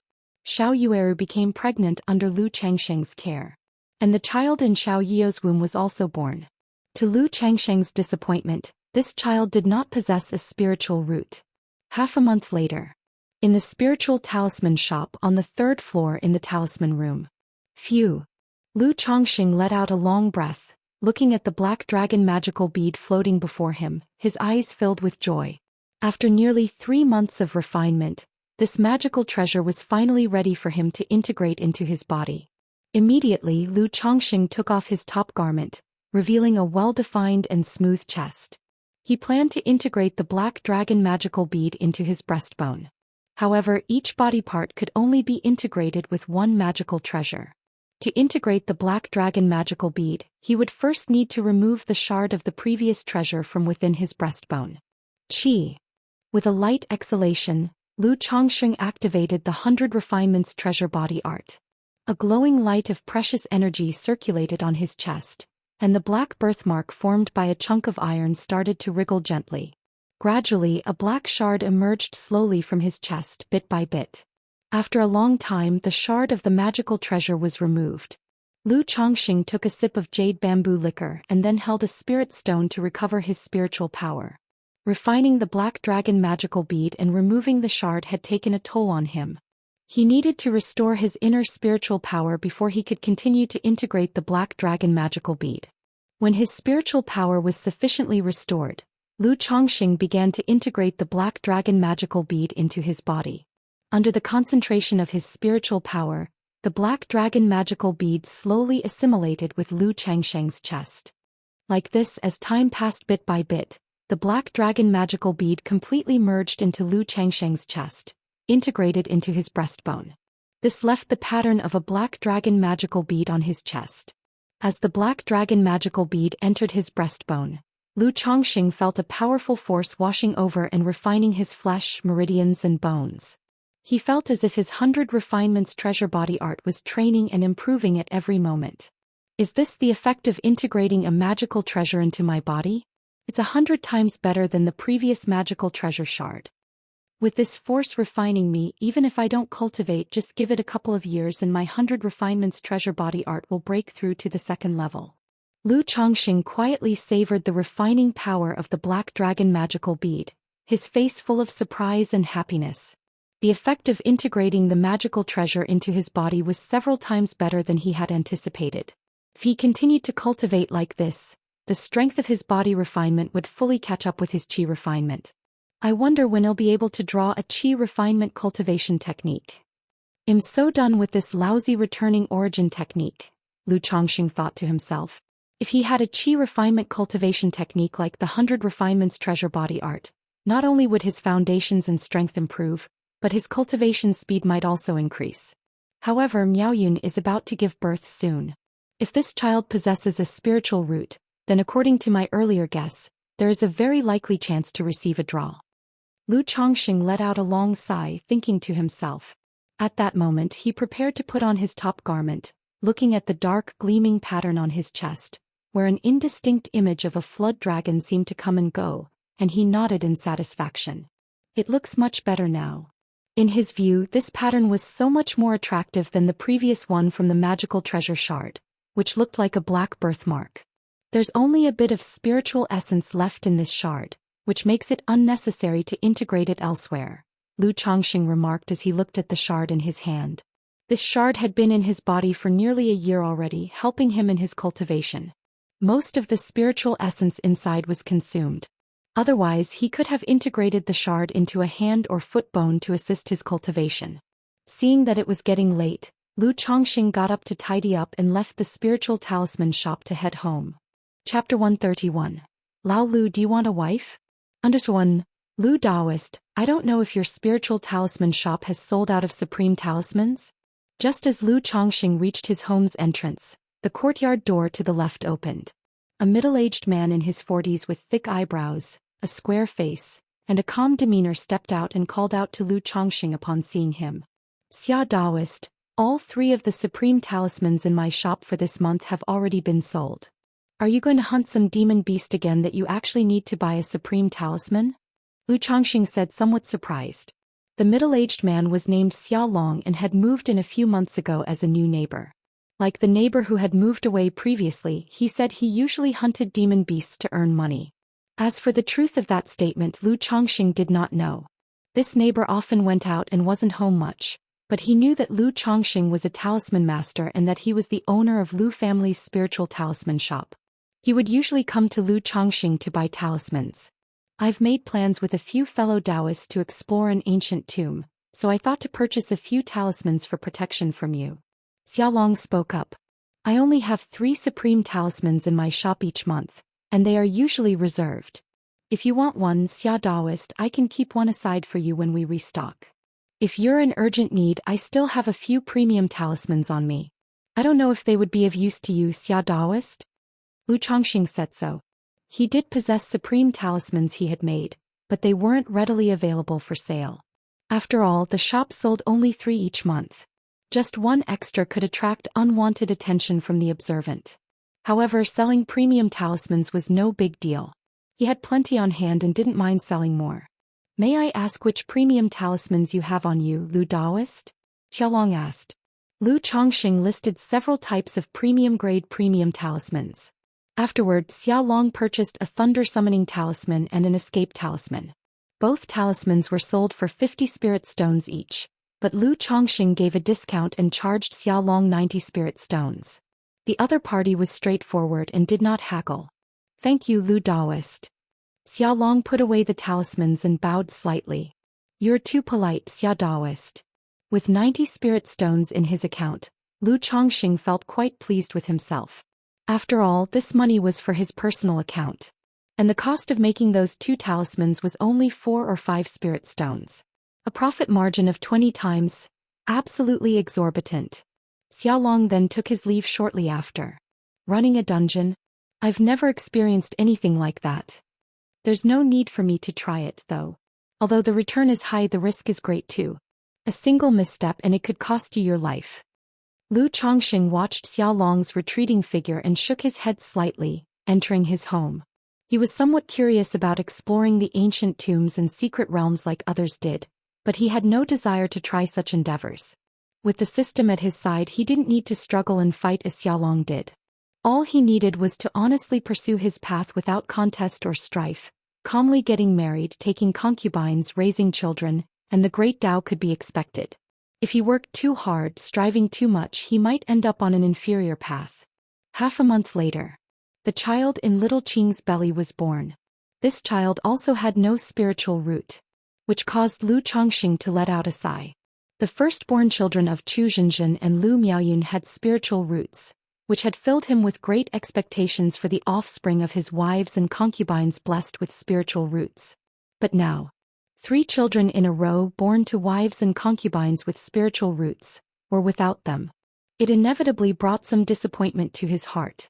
Phew, no matter, there's no rush, the chance will come eventually. After all, this kind of thing only has a probability of 1 or 2 in 10. Lu Chongxing exhaled deeply, consoling himself. And with the birth of 2 new babies, Lu Chongxing was faced with another concern: child rearing. In 9 Dragons Market, raising children was naturally no problem. But as the number of children grew, it would become somewhat inconvenient. One reason was that the courtyard was too small to accommodate all of them. As the children grew, there was also no place for them to play or have activities. Furthermore, when the children reached a few years older, he had to consider their education. After pondering for a moment, Lu Chongxing planned to send the children to Qingzhou Mountain for upbringing when the second elder returned there. In Qingzhou Mountain, not only was the environment better and more spacious, but the children also had companions. A bunch of brothers and sisters could grow up together and strengthen their relationships. Additionally, in 9 Dragons Market, children over 6 years old would be charged a residence fee, which was utterly ridiculous. Is the stress of raising children one of the reasons cultivators don't like having them? After all, for a cultivator, the ages between 20 and 50 are considered prime years, the time to make progress with vigor. If one has children at that age, it's an added burden. Not only do you have to nurture and educate the child, but whatever you do in the future, you also have to consider the child. Lu Chongxing suddenly thought to himself. He felt that if he did not have Qingzhou Mountain as a strong rear base, it would be quite a burden to support so many wives and children within the cultivation marketplace. He might only be able to set up his family and make a living in the mundane world. At this moment, Lu Chongqing gained a deeper understanding of the land aspect in the wealth, companionship and land triad. He realized that to start a family and establish his own cultivation family, it was essential to have his own land. Whether it was owning several properties in a cultivation marketplace like Nine Dragons Market or like the Lu family, possessing a spiritual vein blessed land such as Qingzhou Mountain. In the blink of an eye, another month passed. Lu Changsheng's life continued as usual.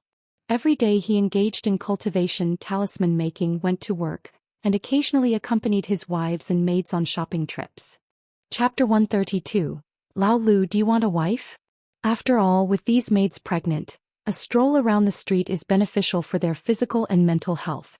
And during this past month, both Lu Miaoyun and Chu Zhenzhen had conceived their second and third child, respectively. These events were also under Lu Changsheng's control. Now, with half a year since the two ladies had their babies, their bodies had fully recuperated. The only downside was that this baby-making had left both women with virtually no progress in their cultivation. For this matter, Lu Chongqing could only compensate them doubly later on. One day, Lu Chongqing took his wives, concubines and maids out shopping. "Husband, I want to eat this. Husband, I think this dress suits little Yuner very well. Zhenzhen sis, does this dress make me look pretty?" The wives and concubines chatted away cheerfully. Time is the cure for everything. Now, the numbness and lifelessness in Xiao Yuyo's eyes had completely disappeared, and she had become much more cheerful. Xiao Yueru had improved a lot over these past few months as well. Looking at her slightly bulging stomach, occasionally stroking it, a motherly smile appeared on her face. All right, let's buy it." Lu Chongqing responded readily to every request his wives and maids made. As long as he didn't spend lavishly on magic artifacts or precious items, or on buying maids, he could save quite a bit of spirit stones each month. Xiao Yueru, standing aside, looked at Lu Chongqing, whose face was full of gentle smiles, and her beautiful eyes sparkled with an unfathomable light. In this world, the status of maids and concubines is very low.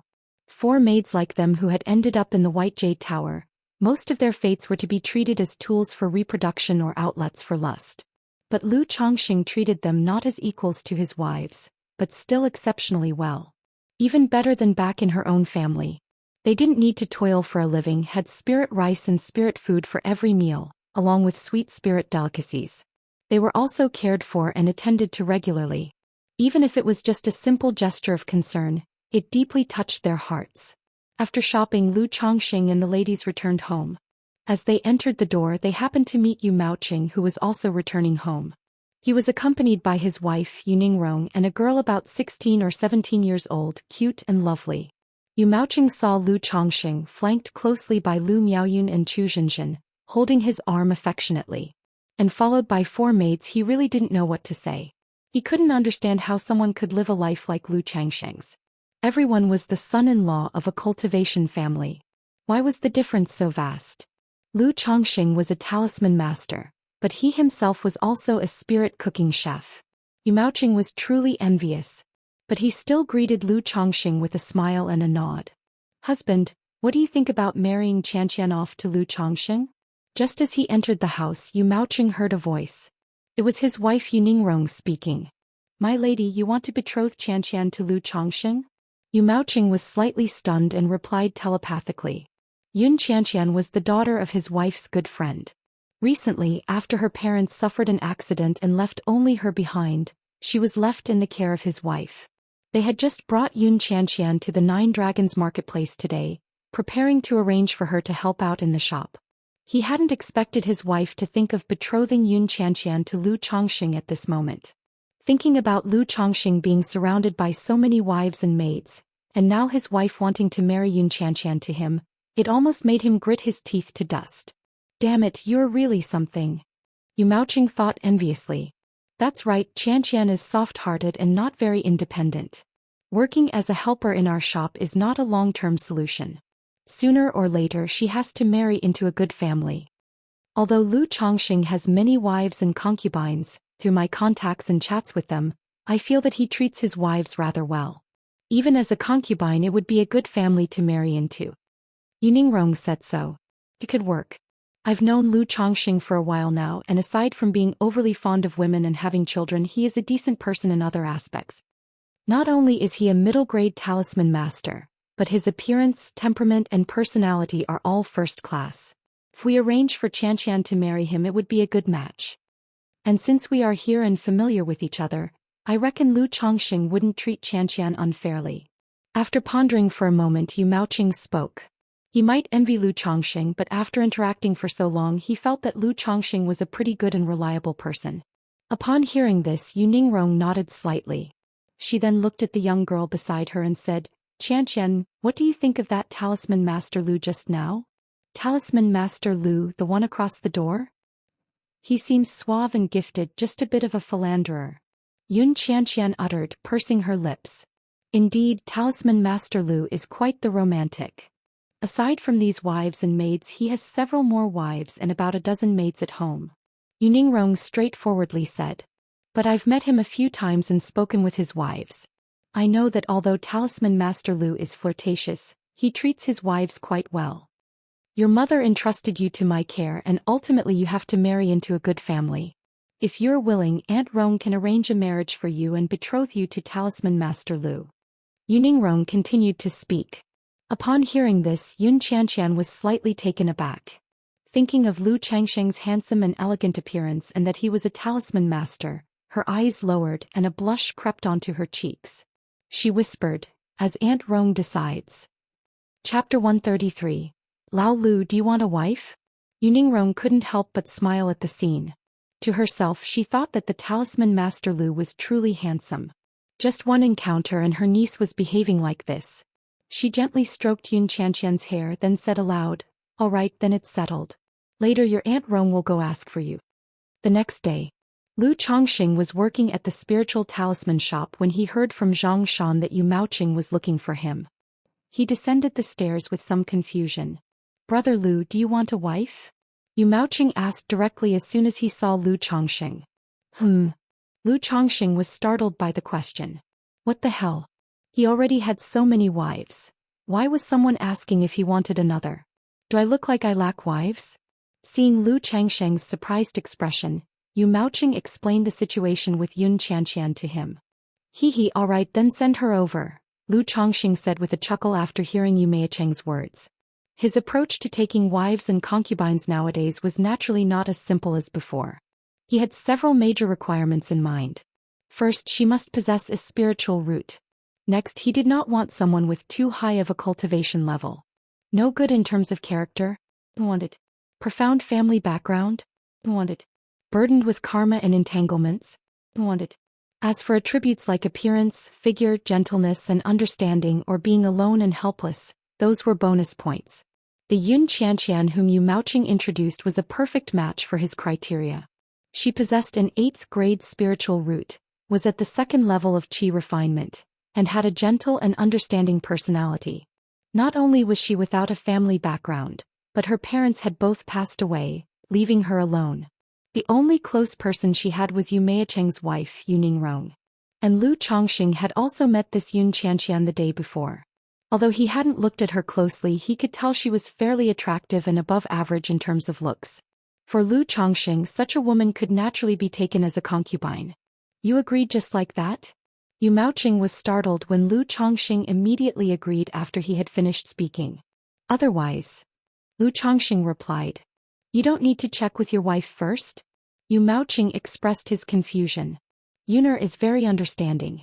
She will surely understand and support me in this matter, Lu Chongqing said. Damn it, you're really infuriating, you know? This is even more painful than killing me.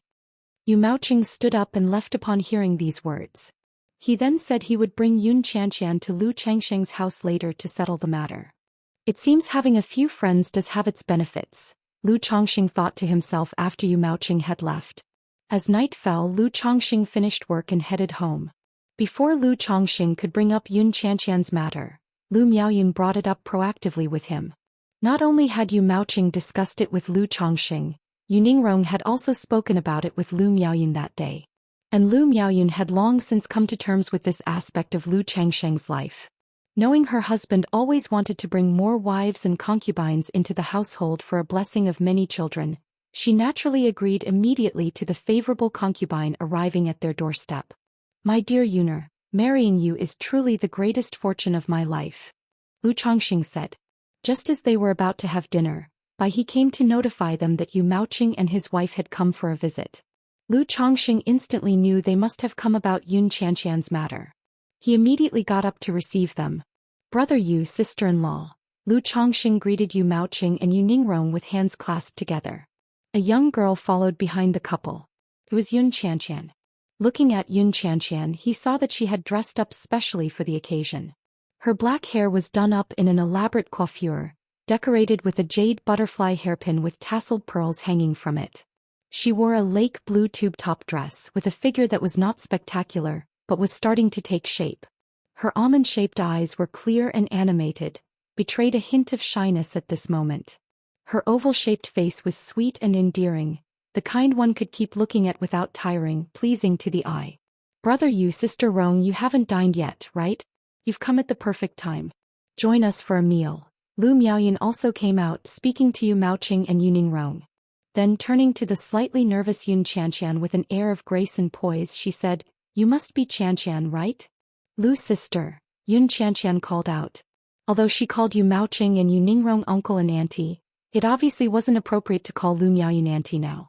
After all, the day before, Yu Ningrong had made Lu Chengsheng's situation and their family circumstances clear to her once more. So her current visit meant that the matter was effectively settled. "Come on, let's go inside and have something to eat." Lu Miaoyan warmly took Yun Qianqian's hand and invited Yu Maoqing and Yu Ningrong into the house. Yu Maoqing, witnessing the scene before him, felt as if he were in a magical world. When the three entered the dining hall and saw Lu Chongqing being surrounded by a group of women, they were even more bewildered. They knew Lu Chongqing had numerous wives, concubines and maids.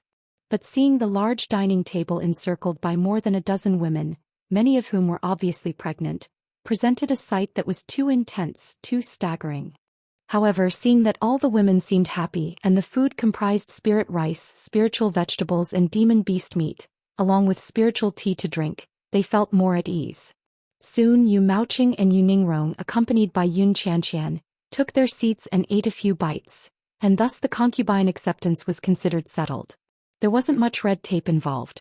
They just planned to book 2 tables at the Jade Meal Pavilion after a couple of days to treat a few neighbors and friends, to make it official. Lu Miaoyan largely took charge of this event. It was the first time Lu Chongqing accepted a concubine with the active involvement of his wife, Lu Miaoyan. 3 days later, Yun Qianqian officially crossed the threshold of the house. With a soft song from a young girl, she formally became one of Lu Chengsheng's concubines. That year Lu Chongqing was 24 years old. With 5 wives, 9 concubines, 2 favored consorts and 15 maids. Chapter 134. Book of Malevolent Curses and Fates. 77 children. Under one, the peaceful and leisurely life always seemed to fly by quickly. In the blink of an eye, more than a month had passed. During this month or so, Yun Qianqian had perfectly integrated into the big family of Lu Chongqing, and was successfully pregnant with a child. This made Yu Maoqing and his wife couldn't help but marvel at Lu Chengsheng's efficiency. During a conversation, Yu Maoqing asked Lu Chongqing how he would support so many children in the future. While it's said that the poor raise their children one way and the rich another, if a child had a spiritual root no matter what, it would still require a considerable amount of expense. Faced with this inquiry, Lu Chongqing exhibited an air of nonchalance, indicating that as a talisman master he had some savings. He was also saving money for his children's future upbringing. After all, he didn't mind suffering a bit himself, but he absolutely couldn't let his children suffer. Hearing Lu Chengsheng's words, Yu Maoqing immediately revealed an expression like that of an old man scrutinizing a smartphone. He believed Lu Chongqing wouldn't let his children suffer. But no matter how he looked at it, he didn't think Lu Chongqing was the type to let himself suffer either.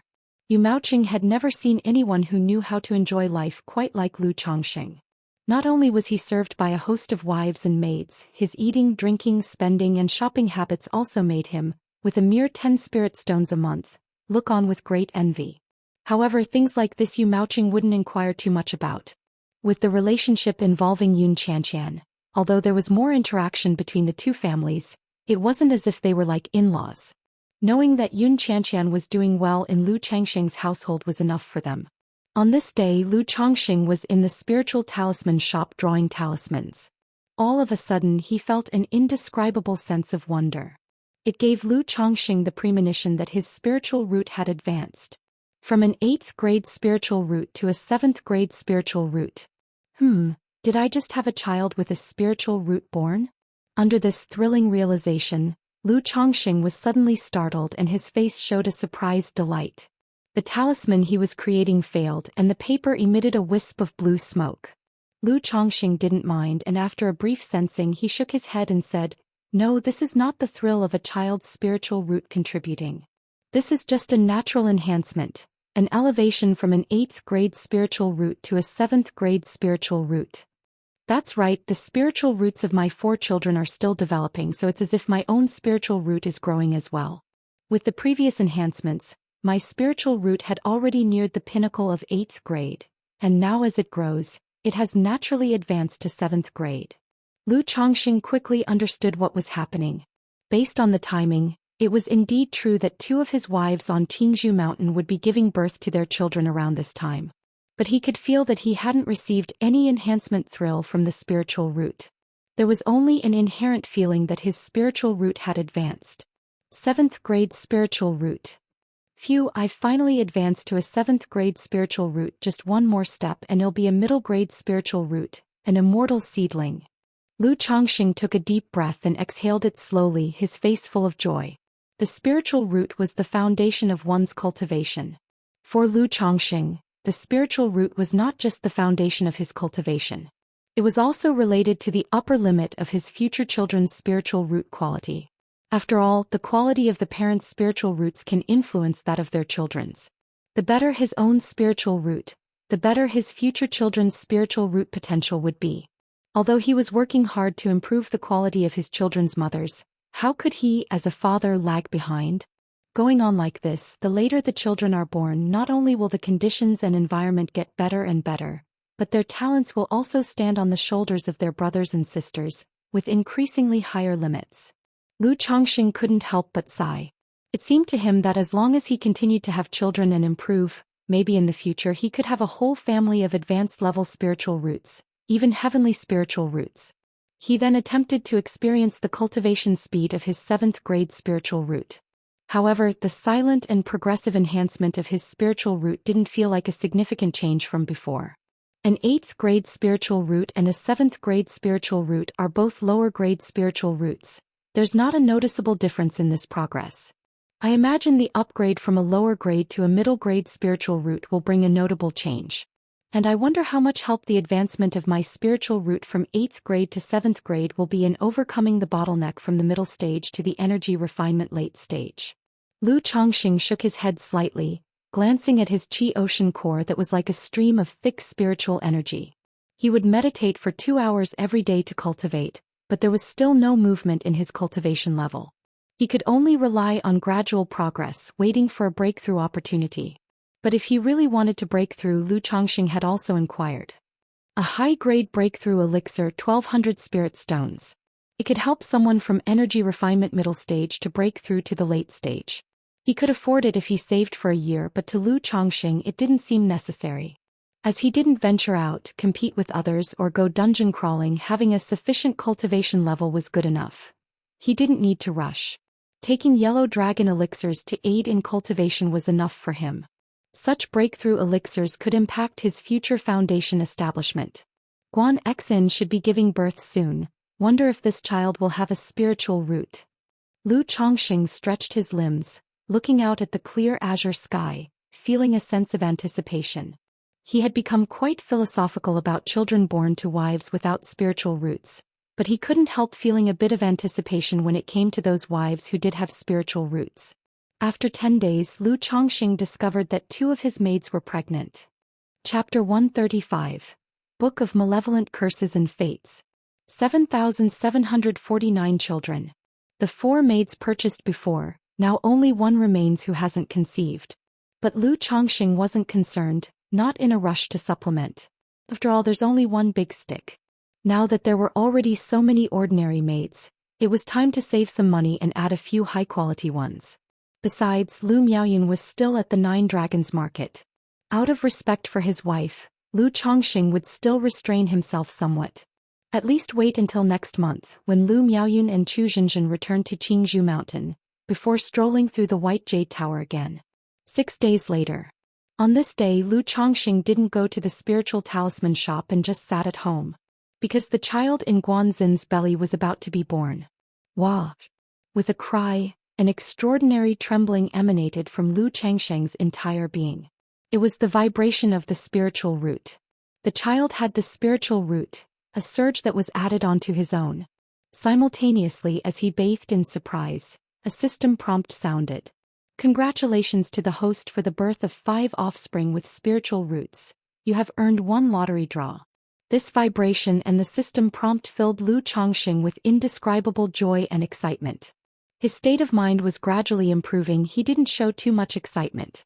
A gentle smile appeared on his face, elegant and refreshing like a spring breeze. He and Lu Miaoyun entered the room. "Master, it's a precious little miss," the midwife said, beaming with smiles. "Good, thank you for your hard work," Lu Chongqing said as he handed over a spirit stone. This was a midwife hired from the Nine Dragons market, the same one who had helped with the previous births. He felt that in the future he would also need to hire a resident midwife at home. Although with his wives and concubines eating spirit rice and spirit food daily to nourish their bodies, there would likely be no issues with childbirth. These measures still had to be foolproof. Thank you so much, Master Lu," the midwife said as she accepted the spirit stone, her smile blooming like a chrysanthemum. Lu Chongqing picked up the child. A very adorable infant. Knowing the child bore a spiritual root, Lu Changsheng's heart was filled with extra joy, finding the child cuter the more he looked. The sight also caused Guan Xian to flash a happy smile. She had felt a faint sense of disappointment knowing she gave birth to a daughter, fearing Lu Chongqing might not like it as much. After all, in this world the mindset of valuing males over females still existed. Seeing the smile on Lu Changsheng's face, she immediately felt much more at ease. After the birth of the child, Lu Chongqing didn't rush to leave for the lottery draw. He stayed with Guan Xian and the other wives and concubines, chatting and talking. It wasn't until the afternoon that he mentioned going to check on the shop. After arriving at the spiritual talisman shop, Lu Chongqing headed straight to the 3rd floor, then began the part he was most looking forward to. "System, I want to draw the lottery." Lu Chongqing thought silently. Instantly the pale red system lottery wheel appeared. "I wonder what I will draw this time. If not a cultivation technique, another magical treasure would also be nice," Lu Chongqing thought to himself as he looked at the lottery wheel filled with anticipation. After all, the black dragon magical bead had been of great assistance to him. If he could refine a magical treasure for each of his limbs, he reckoned his cultivation would soar. Lu Chongqing didn't think too much. He simply commanded, "Start the draw." Immediately, golden lights on the wheel began to spin. Under Lu Changsheng's expectant gaze, the golden light slowly settled on the treasure section of the lottery wheel. Ding! Congratulations to the host for obtaining an extraordinary treasure. Book of Malevolent Curses and Fates. The reward has been issued to the system space. The host can check it at any time. A dark black-colored scroll with bizarre patterns emerged along with the system prompt. Extraordinary Treasure, Book of Malevolent Curses and Fates? Lu Chongqing was somewhat surprised to see the reward he had drawn. Energy refining cultivators use magic artifacts. Foundation building great cultivators use spiritual artifacts. Nascent soul immortals wield magical treasures. But extraordinary treasures belong to a special category outside this system. Their biggest difference is that everyone can refine and use them without such high requirements for cultivation level. Some powerful extraordinary treasures, even those at the energy refining or foundation establishment cultivation levels, may harm a nascent soul immortal. Lu Chongqing immediately turned to look at the system space. To see what effects this Book of Malevolent Curses and Fates held. Extraordinary Treasure. Book of Malevolent Curses and Fates. Grade, 3rd rank. Description. Crafted by the ancient witch clan using the evil aura between heaven and earth. One simply needs to visualize the individual while looking at the manuscript to cast a curse across space, entangling the victim's flesh, spirit, and soul with the malevolent curse for 49 days, leading to the gradual decay of the flesh and the annihilation of the soul, ending in death. The description of the Book of Malevolent Curses and Fates emerged. Is this a cursing type of treasure? Lu Chongqing, upon reading the introduction, immediately grasped the effects of the Book of Malevolent Curses and Fates. This piece of the Book of Malevolent Curses and Fates looked very formidable. But Lu Chongqing was aware that being third rank, it could at most curse those at the core formation stage. Furthermore, such extraordinary treasures would certainly have limitations and side effects. He called forth the Book of Malevolent Curses and Fates. Instantly, a thick jet-black manuscript that looked like a book but couldn't be turned appeared before Lu Chongqing. There were no words on the manuscript, only faint black patterns. These patterns looked like threads of malevolent energy slowly flowing, giving off an eerie impression. And as he extracted this Book of Malevolent Curses and Fates, a stream of information also entered Lu Chongqing's mind. A detailed description of this extraordinary treasure. Indeed, just as he had guessed, this Book of Malevolent Curses and Fates, while appearing formidable, was ultimately just a third-rank extraordinary treasure with limited effects. First, this Book of Malevolent Curses and Fates was a one-time use treasure. Once used, it would be gone. Next, it could only kill nascent soul immortals at most. And it came with side effects.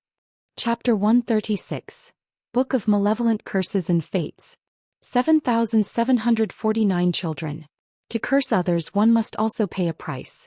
It costs years of one's life. And with the decline of vital energy and blood, one must cultivate a calm mind for recuperation to recover. To curse an energy refinement cultivator, one loses 1 to 3 years of life. To curse a foundation building cultivator, 10 to 30 years of life are forfeited. To curse a core formation cultivator, over 100 years are lost. As for a nascent soul true lord, although it's impossible to curse them to death if one wishes, they can still be inflicted with minor annoyances, letting the malevolent qi plague them, causing their flesh to wither and their spirits to become feeble. As for the cost, it depends on one's own cultivation level, strength and lifespan. If one does not possess the power of the nascent soul stage, taking such actions would essentially lead to the decay of the physical body, the extinction of the soul and consequently, death. The Book of Malevolent Curses and Fates, this artifact, how should I put it? Lu Chongqing looked at the Book of Malevolent Curses and Fates in front of him, which slightly resembled a memorial portrait frame, smacked his lips and for a moment, did not know how to describe it. Its power was unquestionable. One only needs to silently ponder over someone to cast a curse from afar, ignoring distance. It wasn't like some other curse methods he had seen or heard about in books, which required collecting the target's hair, blood, or items they had used, among other things. In other words, being in the qi refinement realm, having met a foundation building cultivator, he could just silently focus on the Book of Malevolent Curses and Fates, sacrifice years of his own lifespan, and then he would be able to curse them to death. If he were reckless enough not to care about his life, although he might not necessarily be able to curse a nascent soul immortal to death, he could still cause them to be plagued by malevolent curses, thus leading to their flesh decaying, their spirits languishing, their strength greatly diminishing, and their cultivation ceasing to advance. This kind of action, no matter where it's applied, is incredibly shocking. But in Lu Chongqing's eyes, the cost was simply too great, hardly worth it. After all, an energy refinement cultivator's lifespan is barely over 100 years. If he were to curse a foundation-building great cultivator, he would have to sacrifice at least 20 to 30 years of life. Moreover, it's not just about losing years of life. Vital energy would also decline, which would affect one's strength. Cultivation aside, it's estimated that even childbearing would be impacted. However, this treasure does not require a specific owner to claim it. It doesn't restrict who can use it. If I'm willing, I could completely allow someone else to use it, letting them sacrifice their lifespan to help me curse others. But who would be willing to bear such risks and be trustworthy? It's too dangerous. Therefore, I shall keep this treasure as a last resort, not to be used unless absolutely necessary. Lu Chongqing looked at the Book of Malevolent Curses and Fates in his hand, shook his head slightly and put it away in his storage bag. He decided that if any unworthy qi refinement realm cultivator dared to trouble him and pushed him too far, he would carve their portrait into this Book of Malevolent Curses and Fates. As for core formation immortals, it wasn't worth it, as it would be akin to mutual destruction. After finishing the draw, Lu Chongqing suddenly felt a sense of tastelessness. He then sat cross-legged and began to meditate on cultivation, to see how much of a boost his daughter's 8th grade spiritual root would provide to his cultivation. After a long while through experience, Lu Chongqing felt that the boost was less than 10%. He estimated that his daughter's spiritual root was at most an 8th grade spiritual root. However, Lu Chongqing was quite satisfied with this. At this stage, just having a spiritual root was sufficient. What need was there for anything more? A journey of 1,000 miles begins with a single step. Lu Chongqing believed that as long as he worked hard, his talents would eventually reach unprecedented heights. In the blink of an eye, another 10 days passed. That day the second elder came to visit Lu Chongqing's home again. After casually chatting, he mentioned that within half a month he would be returning to Qingzhou Mountain. He asked Lu Chongqing and Lu Miaoyun, along with others, if they wanted to go back with him. To this, Lu Chongqing naturally expressed his desire to return. Lu Miaoyun and Chu Zhenzhen also expressed their wishes to return to Qingzhou Mountain for prenatal care and to call for other sisters to join them. Lu Chongqing had originally planned to send Guan Xian to Qingzhou Mountain as well, to rest and to look after the children. But due to the limited seats in the flying boat, only 3, he had to abandon the idea. Lu Chongqing also inquired with the second elder if it would be okay for infants to ride on the flying boat. He was planning to send his 3 children back to Qingzhou Mountain to be raised. The second elder said there were no significant issues, but it would be best if Lu Chongqing bought several pieces of warm sun jade. This warm sun jade is a type of spirit jade that can isolate cold and nurture the body. With it, infants on the flying boat would not catch a cold and could sleep more peacefully. After the second elder finished discussing the matters and chatted for a while, he left cheerfully. His visit was naturally not just about notifying Lu Chongqing about the return trip to Qingzhou Mountain. Was such a trivial matter worth the trouble for the eminent second elder of the Lu family to come personally? He was mainly coming over to see if, after being counseled by the 4th elder, Lu Chongqing had still been recklessly taking concubines and buying maids and indulging in the company of women in the past 6 months. From his observations, he was quite satisfied with Lu Chongqing's behavior. The children were still being born, but it was obviously a lot better than before. Lu Miaoyun also told him that in the past 6 months, Lu Chongqing had only taken 1 concubine and bought 1 maid, which was very reassuring to him. He felt that the effects of the advice he had the 4th elder give were quite good. Preparing to return in half a month, the next day Lu Chongqing went out with Lu Miaoyun, Chu Zhenzhen and the other ladies to stroll the streets. He planned to buy some gifts to take back. During this process, Lu Chongqing found the warm sun jade that second elder mentioned to be very cheap. It cost only 2 spirit stones apiece. He directly purchased 35 pieces. After all, how could a father favor some over others? Even if he was relatively more fond of certain children. But for small things like this, if possible, he still tried to treat everyone equally. So now, with 35 children, he simply bought 35 pieces, 1 for each child. After that, Lu Chongqing strolled through the marketplace, inquiring about the prices of the ever-youth elixirs. His wives had been with him for many years, bearing him so many children. Naturally, he had to give them something valuable. The best among these was, of course, the ever-youth elixir. It had the effect of everlasting youth. But the ever-youth elixir was a second-rank elixir and the price was very high. First-rank elixir medicines for youth preservation included the ever-youth elixir and beautifying elixir. The ever-youth elixir could preserve one's appearance, but after about a decade or so, it would still gradually change. The price was 100 spirit stones. The beautifying elixir had the effect of nourishing yin and beautifying the complexion. It was beneficial in abundance. Taking 1 every 3 years would also achieve the effect of the ever-youth elixir. The price was 20 spirit stones per pill. Lu Chongqing thought for a moment and directly purchased 16 beautifying elixirs. 1 for each of his current wives. A total of 320 spirit stones. The shopkeeper gave him a discount of 20 spirit stones, and in the end he spent 300 spirit stones. It was only at times like these that Lu Chongqing felt how difficult it was to support so many wives and children. 10 days later, Lu Chongqing, Lu Miaoyun and Chu Zhenzhen, each holding a baby, went to live in the large courtyard in the eastern district, preparing to return to Qingzhou Mountain with second elder. The 3 Lu family disciples who accompanied them were all cousins of Lu Miaoyun. 2 of them had also been along on the last trip. They saw that before they came, Lu Miaoyun and Chu Zhenzhen were fine. But when they were returning, not only did their bellies slightly protrude, but they were also each holding a baby with Lu Chongxing. This left them somewhat confused and astonished. After that, they asked Lu Chongxing what the situation was and where the children came from.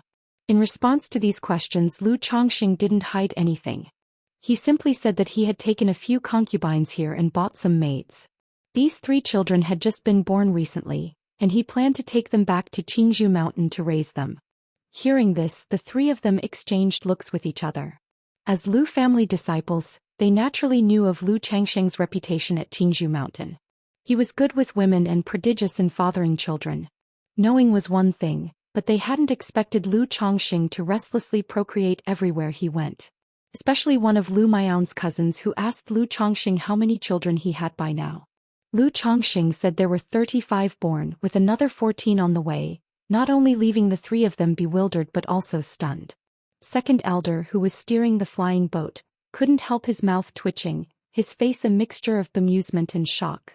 Back in the day when the Lu family sought a son-in-law, the requirement was to have 50 children in 20 years. Now in just over 6 years, Lu Chongxing already had 49 children. P.S.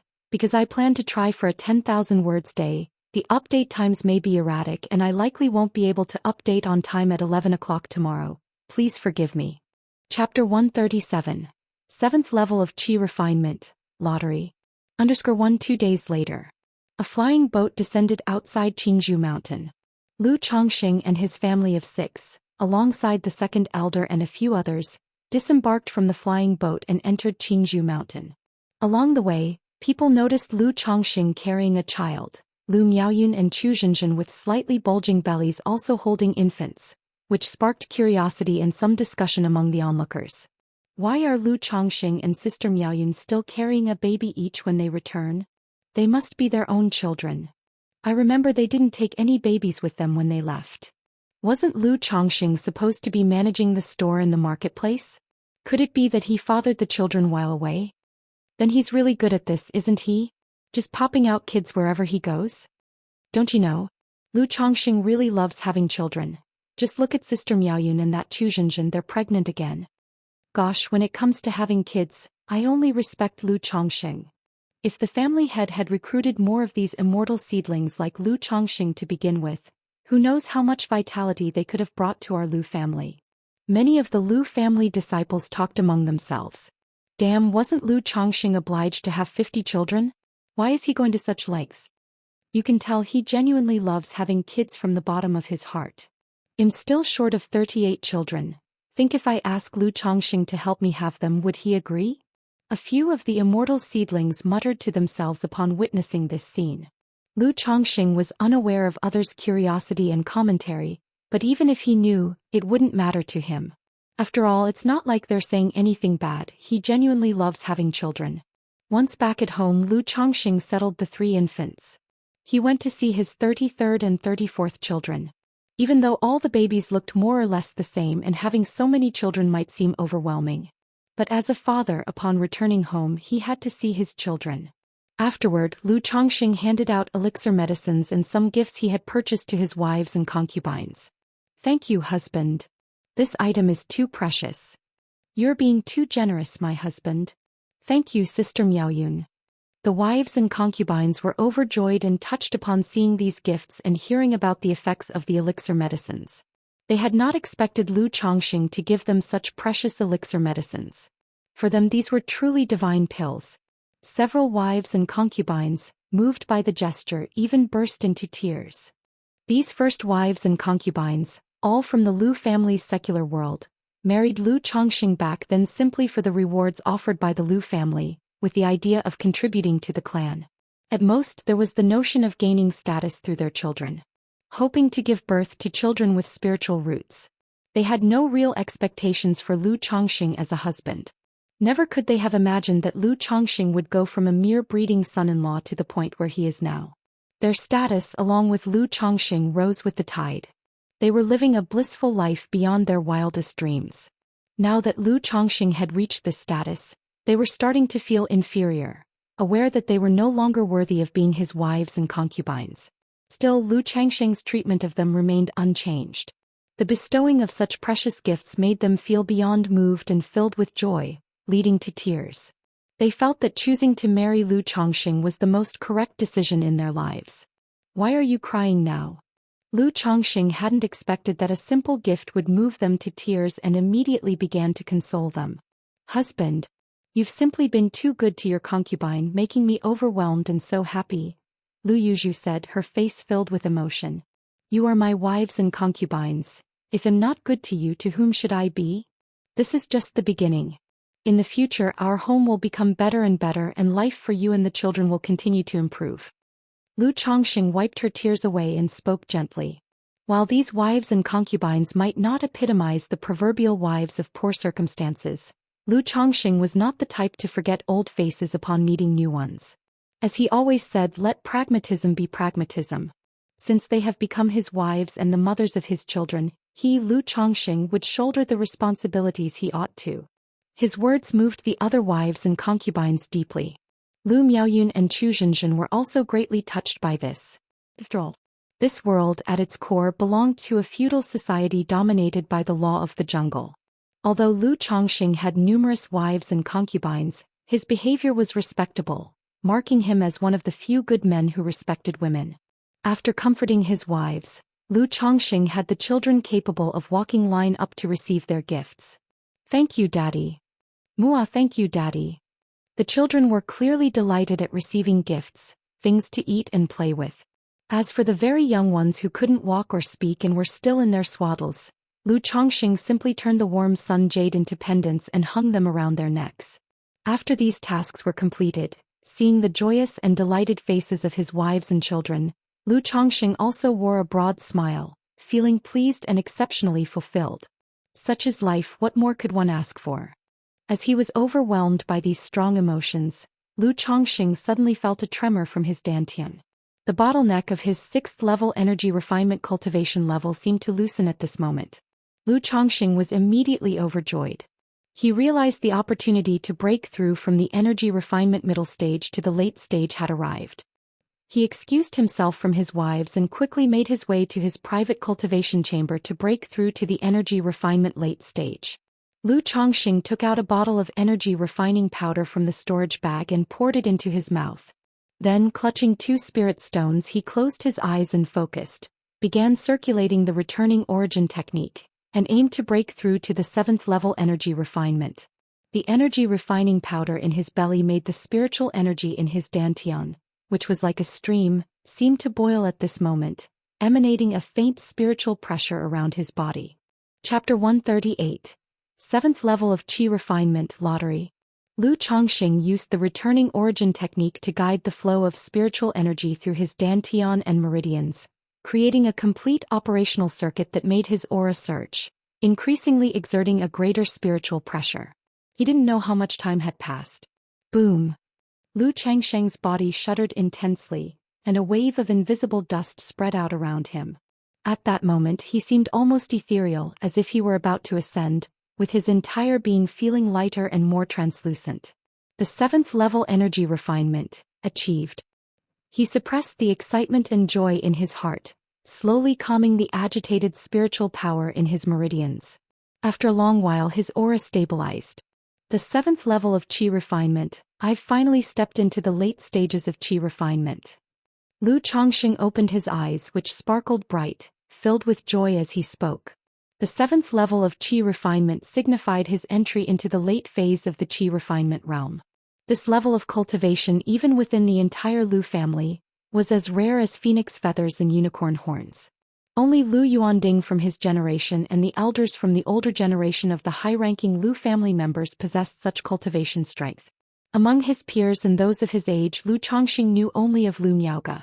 He estimated that there were probably just a few other Lu family disciples. The path of cultivation is myriad. It isn't simply about bitter practice. Different people have different paths. Some dedicate themselves to secluded cultivation. Others go out to experience and fight, breaking through in life and death situations. There are also those who find their breakthrough opportunities amidst the chaos of the mortal world, observing the phenomena of life. And today I did something similar. In the end, The bottleneck of cultivation boils down to a clear understanding and reaching a new spiritual realm of self. In this moment, Lu Chongqing also came to a realization. Ordinarily, when reading books, he encountered numerous interpretations of the ways of cultivation. But these things, upon reading or listening, seemed mystical and elusive. However, just now, seeing the happy faces of his wives and children, he too experienced an epiphany, a sense of fulfillment, which loosened the bottleneck at the 6th level of energy refinement. Cultivation breakthrough opportunities and bottlenecks, while seeming illusory, indeed exist in this world. Just like the common phenomena in the cultivation world, such as heart demon oaths, the law of cause and effect, and the concept of destiny. Lu Chongqing didn't dwell on it any longer and closed his eyes again, quietly experiencing the changes following the breakthrough. The spiritual power flowing quietly through his meridians was not only much stronger but also became more lustrous. In the Qi Ocean core area, what was once wisps and streams like a creek of spiritual energy had formed into a small lake. This was the Qi Lake, a symbol of the late stages of Qi refinement, the condensation of the spiritual energy into a lake. When one's cultivation reaches the pinnacle of the Qi refinement realm, and the Qi Lake becomes a vast sea, lifting the Tao foundation, one can completely shed the mortal body and establish the Tao foundation to become a foundation-building great cultivator. The 7th level of Qi refinement not only makes the spiritual energy several times more powerful, my mental spirit has also greatly improved. Lu Chongqing felt not only an abundance of energy and lightness in his body but also his consciousness and thoughts seemed much clearer. This was the state of one's mental spirit. Breaking through from the Qi refinement realm to the foundation establishment stage has 3 major obstacles. The last of these barriers is the transformation of the mental spirit, giving birth to divine sense, which allows for the external projection of one's spirit. This is of great advantage when it comes to cultivation, combat, and other such activities. With my current level of strength, I can also try drawing 2nd-rank talismans. Lu Chongqing thought to himself. While at the 6th level of Qi refinement, as long as the materials for talisman making were available, he could create a supreme talisman.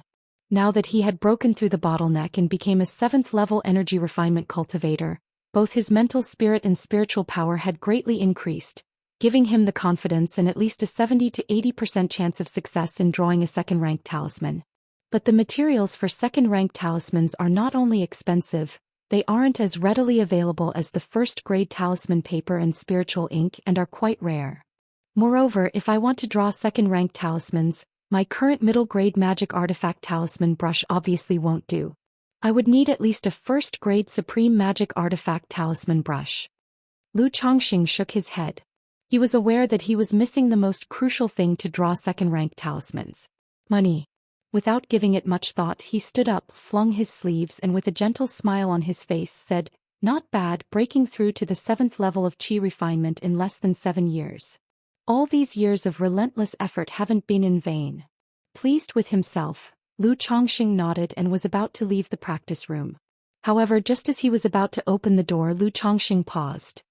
He double-checked to make sure that the aura of his spiritual power was completely concealed by the magic artifact on his body and the jade pendant gifted by the colored skirt woman.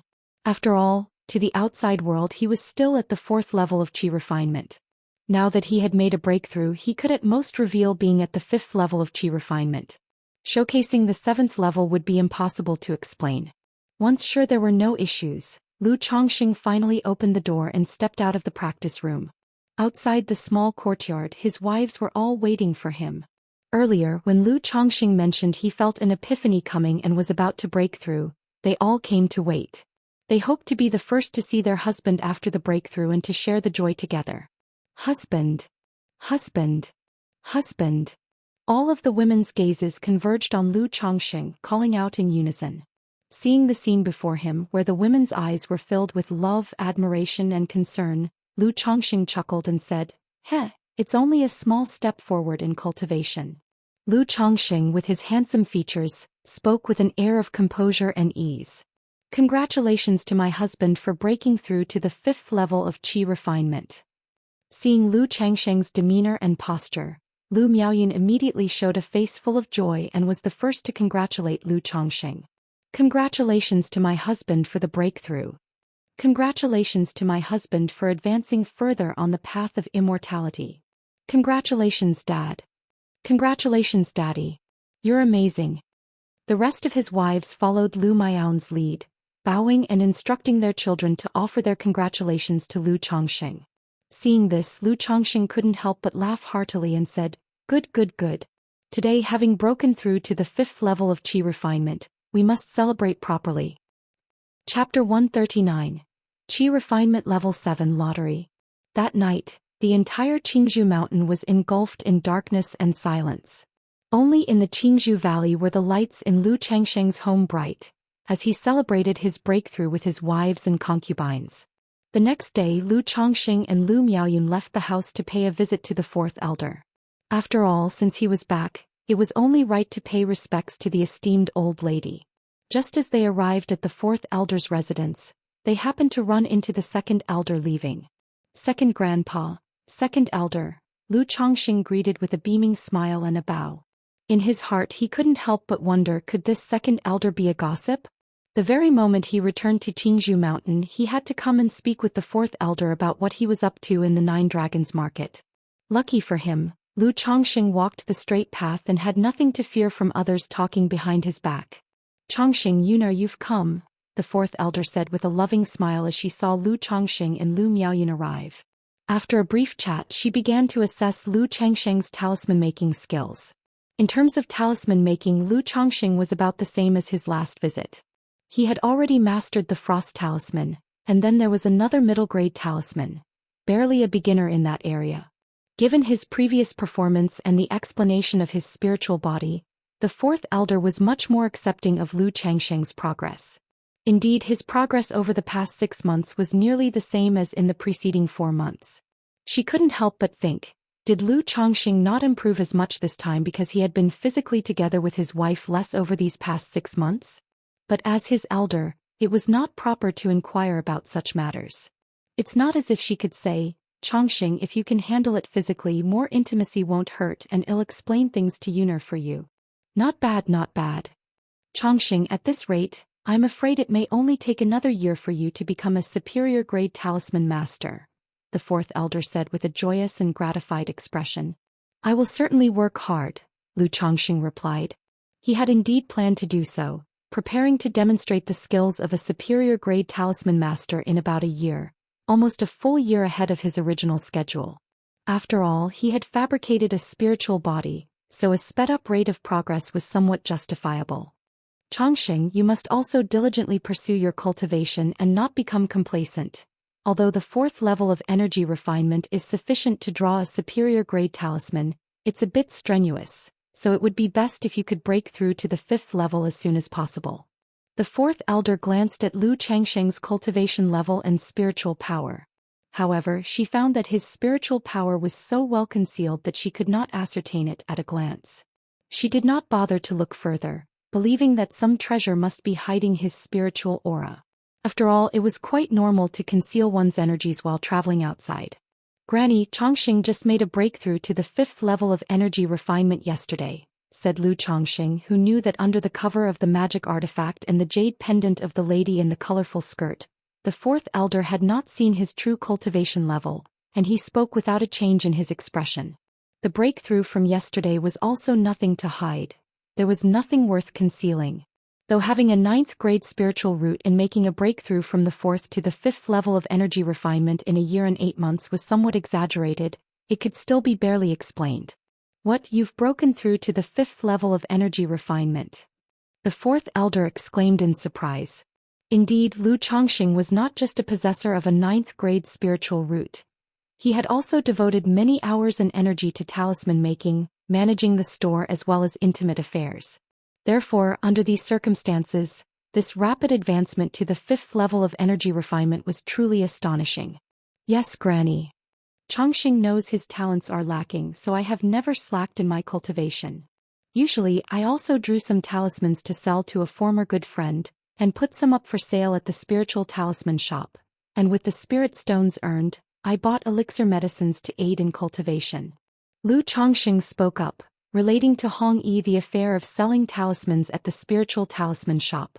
After all, he had never intended to hide these matters from the Lu family and wasn't afraid of them finding out. Good, knowing that you haven't neglected your cultivation, Grandma is reassured. These matters are trivial as long as you are clear on them, that's fine. If you have any problems with your cultivation you can always ask Grandma, and if you need any help feel free to mention it. The fourth elder said with a face full of gratification. In her heart she vaguely guessed that Lu Changsheng's spiritual body might also contribute to speeding up his cultivation. However, the speed was not too astonishing and she didn't inquire further. After all, in the cultivation world, everyone has their secrets. There's no need to be overly curious and insist on asking everything. She immediately began instructing Lu Changxing in the art of talisman making. Teaching Lu Changxing to make talismans was also a pleasure for her. After all, mentoring a disciple was very fulfilling and rewarding. Especially thinking about the future, nurturing a second-grade talisman master made her love Lu Changxing even more. In the blink of an eye, 3 days passed. Lu Changxing returned to the Nine Dragons market with the second elder. Originally, he planned to bring Lu Lanshu or the sisters Lu Qing'er and Lu Zier to the Nine Dragons market. However, the women expressed that the spirit root testing ceremony was just 3 months away and wanted to stay at home with the children. Hearing this, Lu Changxing did not insist. He immediately took his other 2 wives to the Nine Dragons market. Brother Lu, just how many wives and concubines do you have? After arriving at the Nine Dragons market, Yu Maoqing, seeing Lu Changxing with 2 women he had never seen before, couldn't help asking. Not many, just 5 wives, 9 concubines, 2 favored beauties and 15 maids. Lu Changxing said. Am I really such a damn cheap bastard? Yu Maoqing, hearing this response, wondered why he had even asked. He slapped his own mouth twice. Brother Yu, don't be like this, don't. Brother Yu. Lu Changxing hurriedly held him back. When he got back home, Lu Changxing shook his head. He felt that if he wanted to remain friends with Yu Maoqing, he needed to talk less about these topics. After that, he counted the spirit stones he had on him. A total of 205 spirit stones. Sigh broke. Lu Changxing let out a deep sigh. His monthly expenses were substantial. Plus, he had recently purchased gifts for his wives and children, which meant he had spent far too much and saved hardly any money. Looks like I can only go to the White Jade Tower later. As for the matter of the second-grade talismans, that will also have to be put on hold for now. Lu Changxing, looking at the meager amount of spirit stones, decided to temporarily forego visiting the White Jade Tower and crafting second-grade talismans. Before long, half a month had passed. The last of the 4 maids Lu Changxing had purchased ended up pregnant. This brought the total number of Lu Changxing's children to 50. The Lu family is still quite decent, allowing 20 years just to have 50 children. Lu Changxing couldn't help but sigh when he thought about completing the Lu family's initial request in just over 6 years. Too bad he was no longer the Lu family's son-in-law. Otherwise, with his efficiency, Patriarch Lu Yuanding would certainly have lauded him with great praise before everyone. Another month and more had passed. Lu Changsheng's 36th, 37th, 38th, and 39th children were born. I wonder if there's any reward for the 40th? Lu Changxing couldn't help but look forward to the birth of the next baby, which was due soon. 9 days later. When the 40th child was born, a system notification rang out. Congratulations, host, for the number of your progeny reaching 40, you have earned 1 chance to draw a prize. Chapter 140. Screwing on the assembly line. Really? Upon hearing the system notification, Lu Changsheng's heart immediately leapt with joy. In his boring and monotonous daily life, only giving birth and the system lottery could stir some ripples in his heart. Does this mean that every time I have 10 children, the system will give me a share of child money? Lu Changxing couldn't help but think to himself. System, I want to draw the lottery. He did not speculate too much. After all, too much speculation leads to expectations. And with expectations come disappointments. As he watched the lottery wheel appear before his eyes, Lu Changsheng's mental spirit stirred. Start the lottery draw. Immediately, the lottery wheel began to shimmer with golden light. Under Lu Changsheng's gaze, the golden light finally stopped on skills. Ding! Congratulations to the host for obtaining second-rank puppet skills. The reward has been delivered to the system space. The host can check it at any time. A light orb shaped like a puppet emerged from the big wheel alongside the sound of the system. Second-rank puppet skills? Lu Changxing raised an eyebrow upon seeing the skills he obtained from the lottery draw. puppetry within the myriad arts of cultivation was considered a somewhat niche skill. Although it was not as prominent as formation, alchemy, artifact refining, or talisman making. Nevertheless, it was still considered a pretty decent craft. Once mastered, one would not want for anything in life. Or to say, among the myriad arts of cultivation, mastering any one art to its peak ensured a comfortable life. Even the least regarded, like spirit plant cultivation, butchery, medicinal cuisine, breeding, and so on, were decent if one was skilled. Diligently working in these arts would make life progressively sweeter. Lu Changsheng's mental spirits stirred as he looked towards the light orb in the system space. Second-rank puppet skills. Upon use, immediately comprehend second-tier top-level puppet skills and the corresponding puppet compendium. Indeed, just like the talisman making I received before, it directly provides second-tier top-level puppet skills, meaning the highest I can craft are puppets comparable to the peak of foundation establishment. With these puppet skills, I can not only deploy talisman C tactics but also perform puppet C technique in the future. If I have a few second-rank puppets with me, that will ensure my safety in the future. Lu Chongqing nodded slightly as he looked at the description, quite satisfied. He really liked this craft, it suited him well. Or to say, Lu Chongqing found all the myriad arts of cultivation appealing. After all, a man can never have too many skills. Knowing a few more crafts couldn't hurt. Even if he couldn't use them immediately, later on when establishing a family he could teach them to his children or others. Lu Chongqing had already thought it through. If he were to establish a cultivation family, it would be just like now. Avoiding conflict and strife, making connections and living harmoniously and profitably. The entire family would rely on mastering various crafts, earning money and cultivating steadily. Without hesitation, Lu Chongqing used the second-rank puppet skills from the system space. In an instant, a wealth of knowledge entered his mind out of thin air. Puppet Primer, Basic Puppet Compendium, First-Grade Puppet Compendium, Second-Rank Puppet Compendium, Crafting Puppets by Hand, How Puppets Are Made, My Affairs with Puppets. After a while, Lu Changsheng's mind was filled with a flood of knowledge about puppets.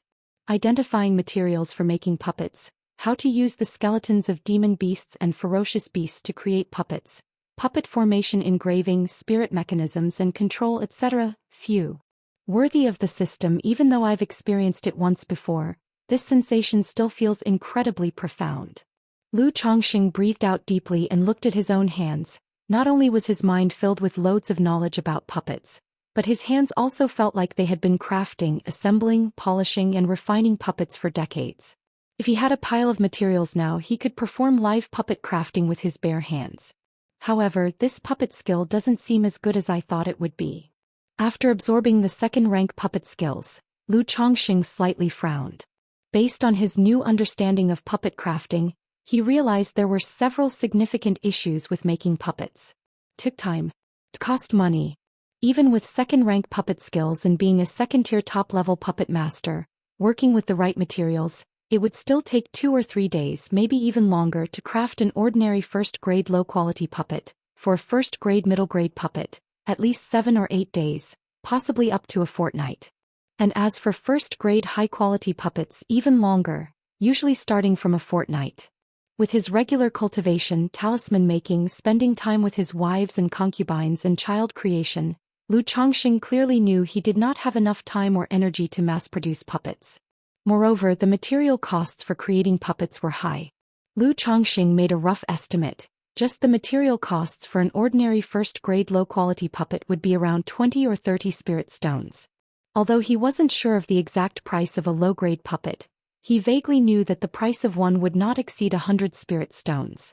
That meant that crafting a puppet, busying himself for 3 or 4 days, would only yield 3 or 4 times the profit. This profitability paled in comparison to talisman making. It was downright embarrassing. No wonder there exists a hierarchy among craftsmen. Formation, alchemy, artifact refining and talisman making, the mainstream arts, look down on other crafts. Puppetry might be decent within the myriad arts of cultivation, but compared to the relatively effortless and highly profitable talisman making, the difference is immediately apparent. Furthermore, among the mainstream 4 arts of cultivation, talisman making is ranked at the bottom. Lu Chongqing shook his head, reflecting. Suddenly he felt that these second-rank puppet skills were somewhat superfluous to his current situation. Firstly, this skill was not a means to make money. Chapter 141. Screwing on the assembly line.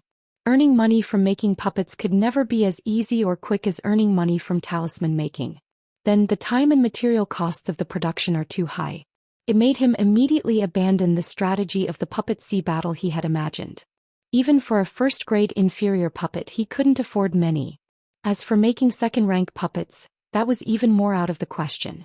It's not that he couldn't create them, he simply didn't have the money. Lu Chongqing wasn't very clear on the material costs for a second-rank puppet. But his preliminary estimate was at least several thousand spirit stones. This is too hard. Lu Chongqing sighed deeply.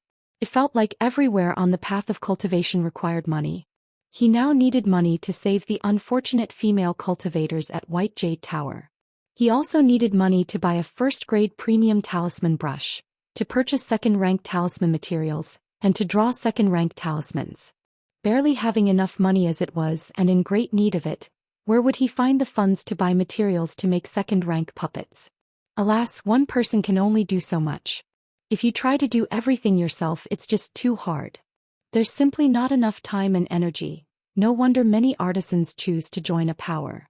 Lu Chongqing shook his head in contemplation. He also understood why many would choose to join a power. Because by joining a power there were many conveniences. Just like when he was with the Lu family, he also benefited from the family. But the problem was his second-rank talismans and the second-rank puppets he currently had couldn't be shown. He couldn't quickly convert them into resources. And with his current lack of strength he didn't dare reveal his second-rank skills. Otherwise, what would he do if he ended up as a tool person drawing talismans for 8 hours a day? Wait a second, puppet making, though difficult, is mainly complex. Not only do you need to refine materials, create parts, craft components, and assemble them, but you also have to engrave spiritual pattern formations onto the puppets and so on. One person trying to master all of this is of course very hard, but these steps can be divided up and done by different people. Lu Chongqing assimilated the puppet knowledge in his mind. All of a sudden he felt producing puppets was a bit like the assembly line factory where he had screwed in bolts in his previous life, and an idea occurred to him. If a person only had to master one thing, wouldn't that be much simpler? I could find a group of somewhat talented apprentices and teach them different parts of puppet making. Parts, components, and assembly to different people. Then I could teach the most central spiritual pattern formation engraving to a trustworthy person. Wouldn't that achieve an assembly line for puppets? As long as the puppets are industrialized on an assembly line, and the quantity goes up, wouldn't making money become simpler? After all, no matter how profitable talisman making is, it's still just one person. How can that compare to the products of an assembly line? Lu Chongqing thought to himself.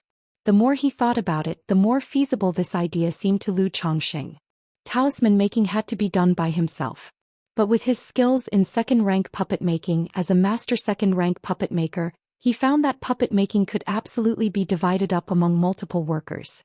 The difficulty of this art lay in its complexity. You had to create and refine the numerous parts and components of a puppet, assemble them, then engrave the spiritual pattern formations upon the puppet. One even needed to understand mechanical techniques, human biomechanics, physics, mechanical construction, and a whole bunch of other things. But if these parts were divided up and industrialized, allowing different people to work on them, the barriers suddenly lowered. There was a definite hope of creating an assembly line industry. If I can think of this, surely others could too, right? Forget it for now, this is a bit too far-fetched for me. I'll wait until I'm stronger and consider it then. Lu Chongqing shook his head, pushing down the idea that had just come to him. To build a puppet-making industry he would still need a certain level of strength before he could start to implement it. Currently, with no money and no strength, it's better to stick to making talismans to earn money to survive and grow. Looking at the sky outside, which was almost evening, Lu Chongqing walked out of the spiritual talisman shop. He prepared himself to purchase some materials for making puppets. Despite the high costs, since he had the skills, he had to put them to use and create a couple for fun. If all else failed, they could later serve as toys for his children. Lu Chongqing didn't go to the loose cultivator market to buy materials. This round trip would take too long, and by the time he finished it would be dark. An hour later, Lu Chongqing arrived at the Qingyun Commerce Guild. This was a shop opened by the Qingyun sect itself, with 7 floors and was extremely luxurious. Inside, elixir medicines, magic artifacts, cultivation techniques, heavenly and earthly treasures and more were sold, all with guarantees. Lu Chongqing went to the Qingyun Commerce Guild and purchased materials for making a first-grade inferior puppet and a first-grade middle-grade puppet. He also casually bought some spiritual materials needed for practicing the 100 Refinements treasure body technique.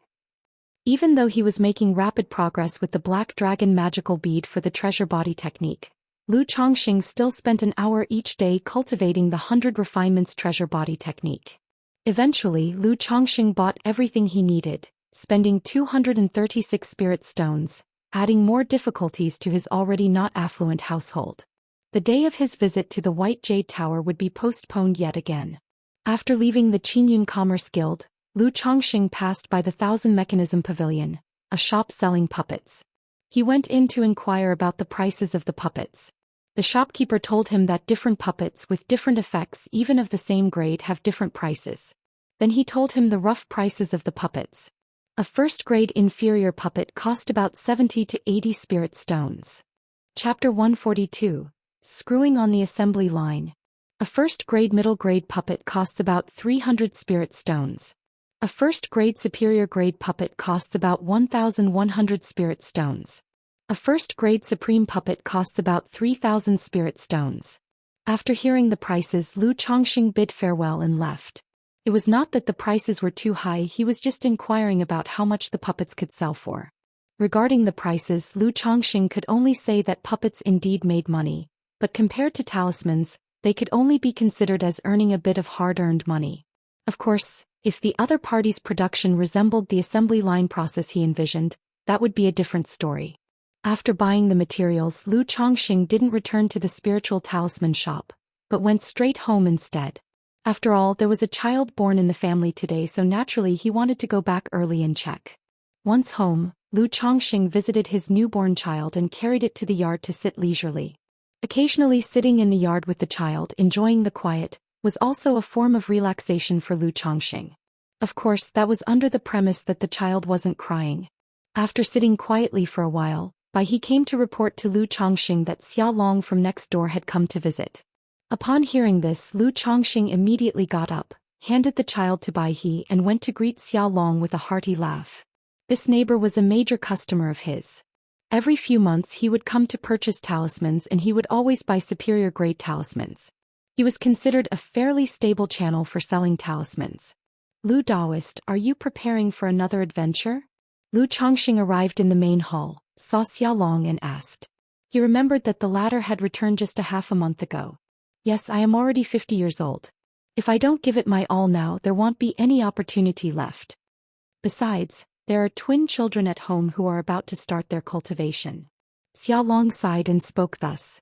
Lu Chongqing knew that when he said there won't be any opportunity left, he was referring to foundation establishment. In the cultivation world, there's a widespread saying.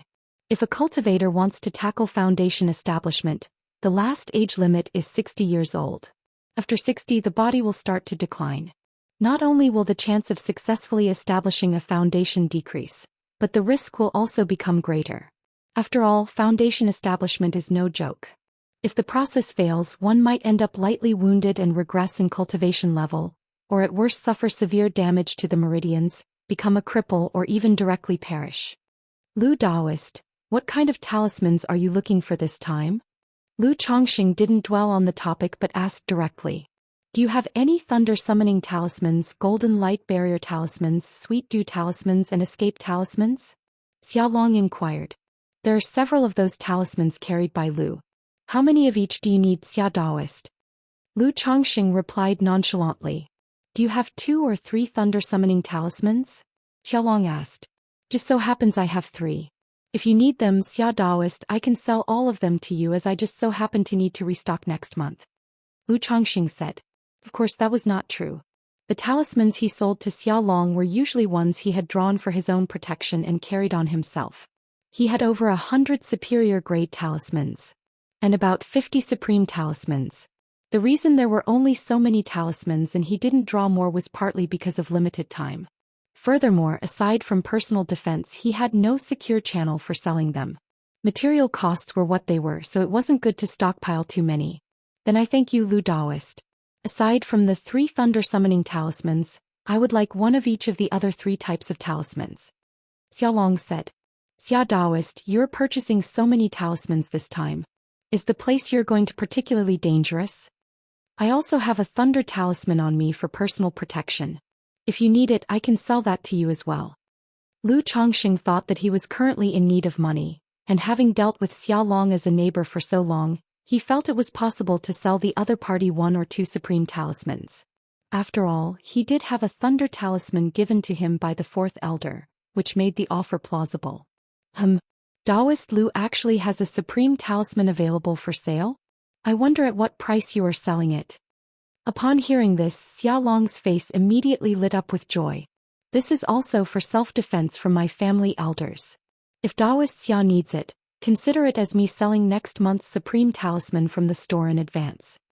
As for the price, I'll be the same as the store's, 220 spirit stones. Lu Chongqing said so. Okay then, thank you very much, Daoist Lu. Xiaolong immediately clasped his hands in thanks. In the 9 Dragons market, supreme talismans were not so easy to buy. Now that he heard there were some available, he naturally wanted to purchase them. Daoist Xia is too courteous. Lu Chongqing took out 7 talismans from his storage bag and then said, that will be a total of 490 spirit stones. Just give me 450 spirit stones, Daoist Xia. He would always give Xiaolong a discounted price when trading with him. This was one of the reasons why the other party regularly came to him to purchase talismans. Not only was the channel stable, the quality of the talismans was guaranteed, and the prices were relatively favorable. Alright, thank you, Daoist Lu. Xiaolong was also very straightforward. He took out 450 spirit stones from his storage bag and then took his leave. Lu Chongqing saw him out and then hummed contentedly, indeed, talismans are the true path to wealth. What good are those trashy puppet masters? They're not worth a damn. The cost of these 7 talismans, 6 superior grade talismans, was about 15 spirit stones. And the cost for the supreme talisman thunder talisman was only 7 spirit stones. The cost of 22 spirit stones in total was sold for 450 spirit stones, a profit of more than 20 times over. It was completely incomparable to making puppets. I can go to White Jade Tower tomorrow. Looking at the warm spirit stones, Lu Chongqing thought to himself.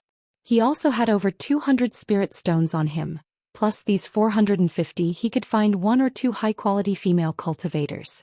At the same time, he hoped that Daoist Xia could return safely. Otherwise he would lose a stable major client. The next day Lu Changsheng with his spirit stones arrived at the White Jade Tower. Having been through the process before, he spent 580 spirit stones and bought 2 maids. One with a 9th grade spiritual root and the other with an 8th grade spiritual root. Both were pitiful people with good looks and figures which stirred compassion.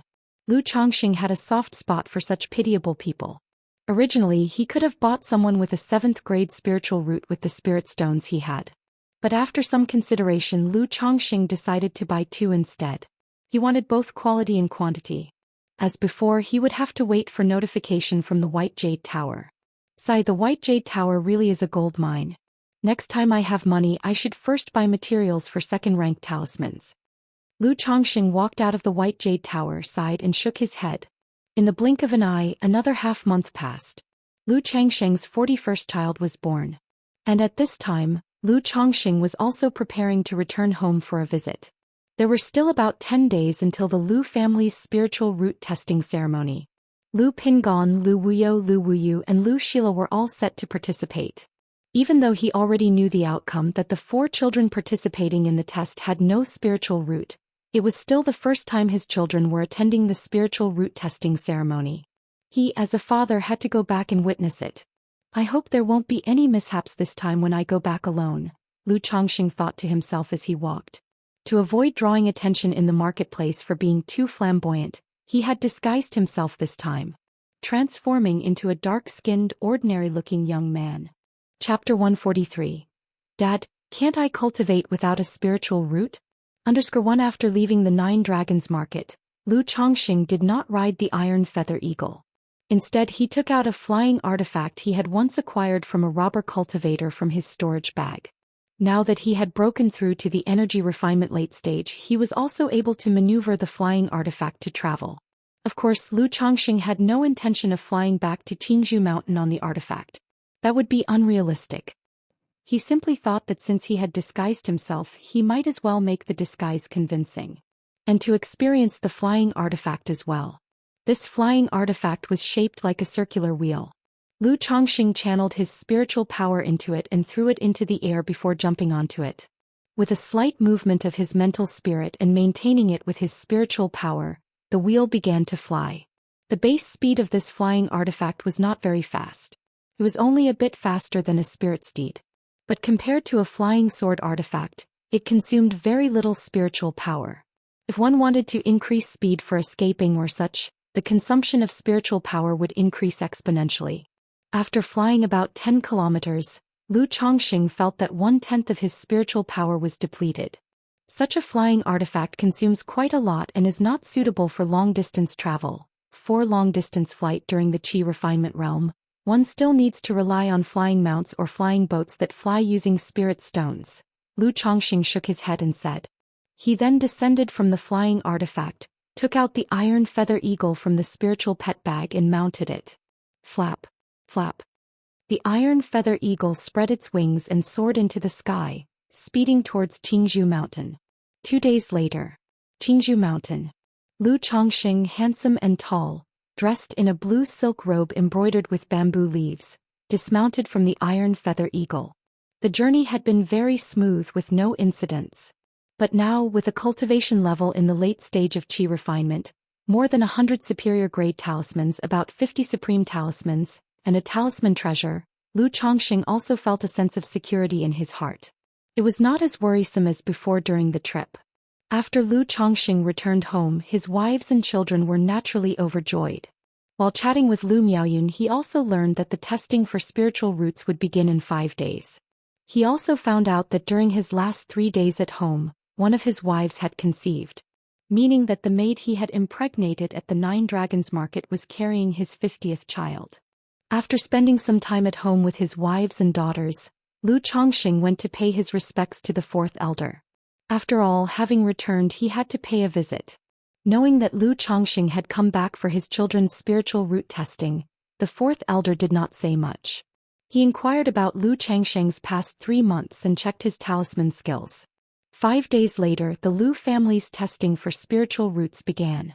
Lu Chongqing, accompanied by Lu Lanshu, Lu Qing'er, Lu Zier, and Lu Liana, along with their 4 children, arrived at a square at Qingzhou Villa. The ceremony for testing spiritual roots was held here. There Lu Chongqing saw many Lu family disciples. He also saw the immortal seedlings that had come with him to the Lu family. All were there with their children to participate in the testing ceremony. But although it was called a grand ceremony, there were not many people. The number of children was around 40. Everyone line up. The testing was presided over by an elder of the Lu family.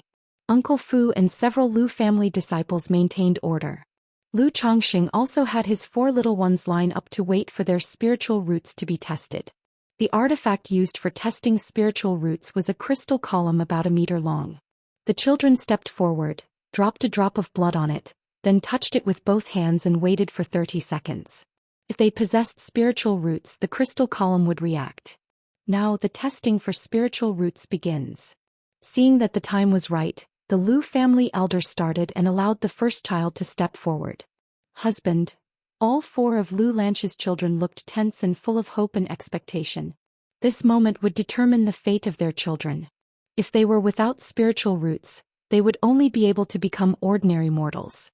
Although with the support of the Lu family and Lu Chongqing, their children could lead a life of wealth and ease in the secular world. As mothers, they naturally hoped their children would have spiritual roots and be able to cultivate.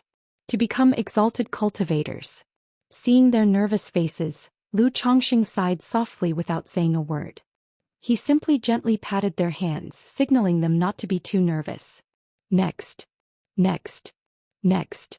One by one the children stepped forward to be tested. But the crystal column remained unresponsive, meaning they did not possess spiritual roots. Seeing this scene, not only did the surrounding parents and elders feel nervous and disappointed, the children in line also became tense. Having grown up in the environment of Qingzhou Mountain, they were well aware that this moment concerned their future destiny. Just then a child placed their palm on the crystal column. It revealed 3 layers of light with a faint red hue. Not bad, a 7th-grade spiritual root with a propensity for fire. The elder responsible for testing spiritual roots saw this and smiled. Ah, wonderful, wonderful, wonderful. My son has spiritual roots, 7th-grade spiritual roots. A young man not far away cried out excitedly after seeing this. Lu Chongxing remembered him. He was one of the immortal seedlings who had come to the Lu family with him. Unexpectedly, the man's first child had spiritual roots and they were 7th grade. That was indeed fortunate. No loud noises, Uncle Fu reminded in a low voice. But he did not blame the man. The testing continued and found another child with 8th grade spiritual roots. It was the child of a direct descendant of the Lu family. And now it was Lu Pingan's turn. Chapter 144. Dad, can I not cultivate without a spiritual root? As Lu Chongxing had anticipated, nothing unexpected occurred. The crystal cylinder remained unresponsive. Not only him but following suit Lu Wuyu, and Lu Xila all experienced the same result. Sigh. Watching the 4 children complete the test, none of them possessing a spiritual root. Even though he had been mentally prepared for this, aware of the likelihood, Lu Chongxing still let out a slight sigh. Dad, Mom. The 4 little ones came over. Due to not having detected a spiritual root, their little faces showed a touch of disappointment. They were all over 5, almost 6 years old. They also roughly understood what a spiritual root meant. Although Lu Chongxing had inoculated them with reality, telling them that cultivation wasn't all that great and that immortal life could be good as well. Nevertheless, these children were mostly raised by their mother. Compared to Lu Chongxing, she held even greater hopes for them to soar to great heights. It's fine, most people don't have a spiritual root. If not, then so be it. Come on, Dad will take you home for some delicious food. Lu Chongxing rubbed the heads of his 4 children and spoke in a tender voice. Emichum. Daddy, I want to eat beast milk cake. Lu Wuyo and Lu Xila, the 2 girls, seemed to take it slightly better and smiled. Lu Pingan and Lu Wuyu didn't take it quite as well. The family of 9 headed home. Just as they reached their doorstep, Lu Pingan suddenly looked up and said to Lu Chongxing, Dad, does not having a spiritual root really mean one can't become a cultivator? I want to become a cultivator just like you. On hearing this, Lu Chongxing saw the hopeful look in his son's eyes and paused, feeling a pang of heartache. Yet he could only respond without words. Without a spiritual root, one cannot cultivate. This was the unassailable truth, an iron law of the cultivation world. Even with a system at his disposal, he did not dare claim he could break this iron law. He opened his mouth as if wanting to speak, but found himself at a loss for words. Pingan. Lu Lanshu immediately looked at her son with a hint of sternness in her eyes, yet they radiated with compassion. Dad, don't be sad, Pingan will not cultivate anymore. On hearing this, Lu Pingan looked at his father's countenance, pursed his lips and immediately spoke. Daddy, don't be sad. Lu Wuyo on the side also said in a childish voice. Although the little ones were still young, they understood a great deal. Lu Chongxing looked at his sensible children, feeling somewhat gratified, but also a bit ashamed. Gently he stroked their heads but said nothing. The next day Lu Chongxing rode the iron feather eagle back to the 9 Dragons marketplace. Alas, I thought after all these years, my heart had turned to stone. Lu Chongxing, thinking of the previous day's events, couldn't help but let out a soft sigh. Considering that this situation would recur annually made him sigh again. In this world, who can truly have it all? This is but one of the harsh realities of the cultivation world. Lu Chongxing, gazing at the clear blue sky and the forests and peaks below, let out a long breath as if to expel all the frustration from his chest. Just then Lu Chongxing suddenly felt the fluctuation of several auras from the side. He looked over. He saw a slender young man in luxurious clothing riding a purple flying serpent. Behind him, 3 figures were chasing on a cloud of darkness while 2 others, using flying artifacts, continued to attack the young man. It was clear that they were in pursuit, intent on killing him. Lu Chongxing was a bit surprised at the scene. The young man apparently had the cultivation level of the energy refinement late stage. Yet, despite facing 5 cultivators' assault, he was only slightly flustered. While parrying their onslaught, he could also manage to direct a swarm of golden insects like bees towards the 5 pursuers. Go! Lu Chongqing didn't look any further. A wise man stays away from danger. He immediately directed the iron feather eagle to dive below, not wanting to get involved in this situation. However, the young man riding the flying serpent also noticed Lu Chongqing, and his eyes suddenly lit up. That glance made Lu Chongqing feel as if thorns were pricking his back. This further convinced him that the young man was no ordinary individual. Fellow Daoist, to meet is to share fate. I offer you a great opportunity. This is a bottle of Xianxia true water, a Foundation establishment spiritual object. It aids in the Foundation establishment process. With that, the young man shouted out to Lu Chongqing. He directly tossed a black porcelain bottle towards Lu Chongqing. Lu Chongqing's brow furrowed and his expression darkened slightly. He instantly knew that the other was attempting to divert trouble towards him. But upon hearing the words Foundation Establishment Spiritual Object and seeing the approaching bottle, he couldn't help but be tempted and caught it with his hand. After all, he had reached the 7th level of energy refinement. It was time for him to consider Foundation Establishment. To achieve Foundation Establishment, it's best to use external aids, not just rely on oneself. 99% of cultivators utilize external objects to boost their chances during Foundation Establishment.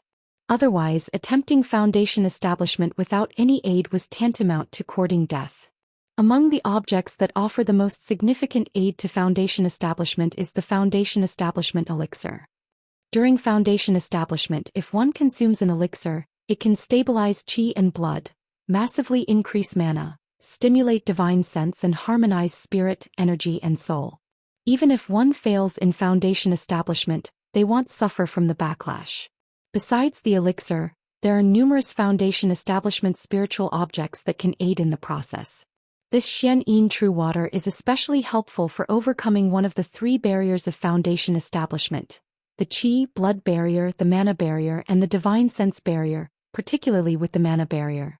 To keep or not to keep, even if I don't use this Xianxia true water myself, wouldn't it fetch at least 2,000 to 3,000 spirit stones if I sold it? Lu Chongqing thought to himself while looking at the porcelain bottle. After a brief consideration of the pros and cons, Lu Chongqing immediately made a decision. Having already gotten involved, even if he didn't want the object, things probably wouldn't just end there. Moreover, he wanted it. Chapter 145. Dad, can't I cultivate without a spiritual root? If I want the item and prefer not to start trouble, then there's only one solution. Lu Chongqing looked indifferently at the youth and the 5 people pursuing him. The 5 people chasing the youth saw this, and even though they knew the youth was drawing disaster toward them, the leader did not hesitate. He directly said, "Third, fourth, go retrieve the Xianxia true water." "Yes, big brother." Upon hearing this, the 2 men looked toward Lu Chongqing, maneuvered their flying magic artifacts, and charged straight at the iron feather eagle. Buzz!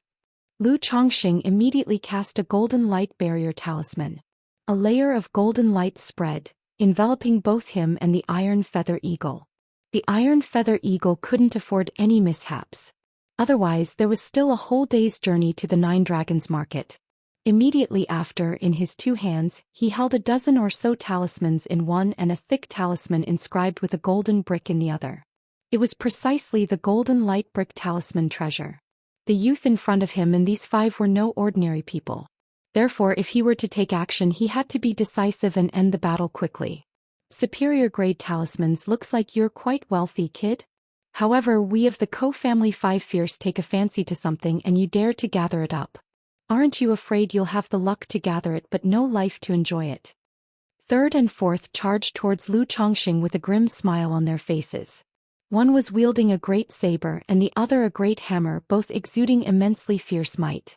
A golden light barrier talisman was only a superior grade talisman, and it could probably only withstand 1 or 2 hits. Watching the great saber and hammer coming at him, Lu Chongqing's expression remained indifferent, his robes fluttering without wind, rustling loudly as he threw out the stack of talismans in his hand. Out of nowhere, fire clouds, fire serpents, and wind blades appeared and sped towards the 2 men. Kid, with just these tricks you think you can snatch treasures from us? That's simply. Third and fourth saw the onslaught and remained unfazed, their hands performing a spell to protect themselves with magic artifacts. However, in the next moment, they saw a golden glowing rectangular object in Lu Changsheng's hand shoot up into the air, quickly enlarging and shining brightly. It emitted a majestic aura like mountains, making them feel weighted down as if a great mountain had fallen on them. Their complexions instantly turned pale. This is a talisman treasure. They both exclaimed in shock and anger. They never expected that the youth they had been chasing was extremely difficult to deal with, and that their group of 5 brothers had been chasing him for half a day. Now they encountered another youth on the road, thinking he would be easy to deal with, but he used a talisman treasure right away. This was outrageous. Perhaps today they hadn't checked the almanac before leaving their home. Fellow Daoist, please stop, it's a misunderstanding. This Foundation establishment spiritual object will be given to you as a gift. Right, let's talk. Third and fourth immediately shouted loudly. They couldn't fathom why someone who would use a talisman treasure would be interested in a mere Foundation establishment spiritual object. To create such a scene over a Foundation establishment spiritual object? Moreover, who uses a talisman treasure as an immediate response in a confrontation instead of keeping it in hand as a deterrent. Third and fourth were utterly baffled. They just couldn't understand. It wasn't just them. The youth and the other 3 watching the scene were also stunned and confused. They had never seen anyone act like this before. Too late. Lu Chongqing responded coldly to their words. Once a talisman treasure was used, there was no talking of stopping it. Third, fourth. The tall man on the other side of the dark clouds shouted urgently. With a pinch of a spell, he summoned a blood-colored chain that shot towards the third and fourth brothers like a blood serpent, intending to escape with them in tow. But the golden light brick had already descended like a golden mountain upon them, crashing down heavily. Under its spiritual pressure, the 2 had no means of resistance. Even the blood-colored chain coming towards them briefly hesitated. Boom! As the golden light brick came smashing down, the 2 were crushed and sent flying, plummeting from the sky. You killed my third and fourth brothers. Today I will kill you. The tall man standing on the dark cloud looked shocked and angry as he extended his right hand, placing his middle and index fingers to his lips and biting down, squeezing out a drop of exceptionally thick blood from the wound. Then with a strong flick, a bizarrely shaped flying dagger appeared, radiating blood-red light, shooting towards Lu Chongqing at high speed. Not good. Lu Changsheng's eyes narrowed, realizing this attack was no simple matter. The enemy wanted to take advantage of the gap between talisman treasures to kill him outright. He immediately took out another talisman. A supreme talisman, the Golden Light Bodyguard Charm. At the same time he summoned the middle-grade magical shield he had obtained from a robber cultivator, which he had reserved for his own use. The earthen yellow shield, like a massive wall, was immensely thick and positioned before him. Simultaneously, Lu Chongqing used his mental spirit to control the golden light brick talisman treasure. He readied the golden light brick for a second attack, locking onto the life force of the youth on the flying serpent and the 3 on the dark cloud. If they wanted the treasures but didn't want to stir up trouble, then killing everyone would be the perfect solution to prevent future problems. Armed with lethal weapons, the intent to kill arose spontaneously. Having tasted success in 2 previous encounters, Lu Chongqing not only felt sweet satisfaction but also gained a measure of confidence. He was confident that as long as he didn't face a Foundation establishment great cultivator, he had nothing to fear. As for a Foundation establishment great cultivator, as long as he wasn't face to face, he was still willing to fight. Pfft! The blood-colored flying dagger shot forth, piercing through the magical shield that Lu Chongqing had summoned, causing his eyes to narrow. He hurriedly took out 5 golden light barrier talismans, layering 5 levels of golden light barriers on himself. In a magical duel, one absolutely cannot afford any mistakes. Pft, pft, pft.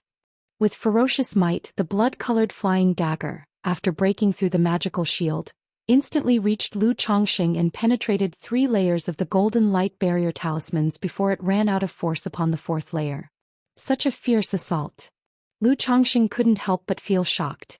Without distraction, he controlled the golden light brick, which had risen anew, to smash down towards the 4 of them. Fellow Daoist, this is a misunderstanding. The skinny youth riding the flying serpent felt a heaviness in his body and shouted loudly. He immediately slapped his waist bag and suddenly countless black insects appeared, enveloping his body like armor in an attempt to escape. And the three on the dark cloud at this moment knew they had lost the chance to kill Lu Chongqing. After exchanging glances, they pinched their spells together, transforming the dark cloud beneath them into a blood color, forcibly breaking free from the suppression of the golden light brick's power and trying to escape the reach of the golden light brick. Lu Chongqing hadn't expected all four of them to have such tactics up their sleeves. Indeed, they were not simple. He immediately took out 3 talismans and set them off. A superior grade talisman, the soul-shaking talisman. A supreme talisman, the thunder talisman. A supreme talisman, the heaven and earth net talisman. With the launch of the 3 talismans, a thunderous, dull sound appeared out of the void first. It unsettled the heart and induced fear. Immediately after, a thunderbolt exploded along the escape route of the 3 above the blood cloud, blocking their retreat. Then a black net large enough to stretch all around took shape, trapping the 4 and closing in on them. Chapter 146. Is this also considered peach blossom luck? 1. Not good.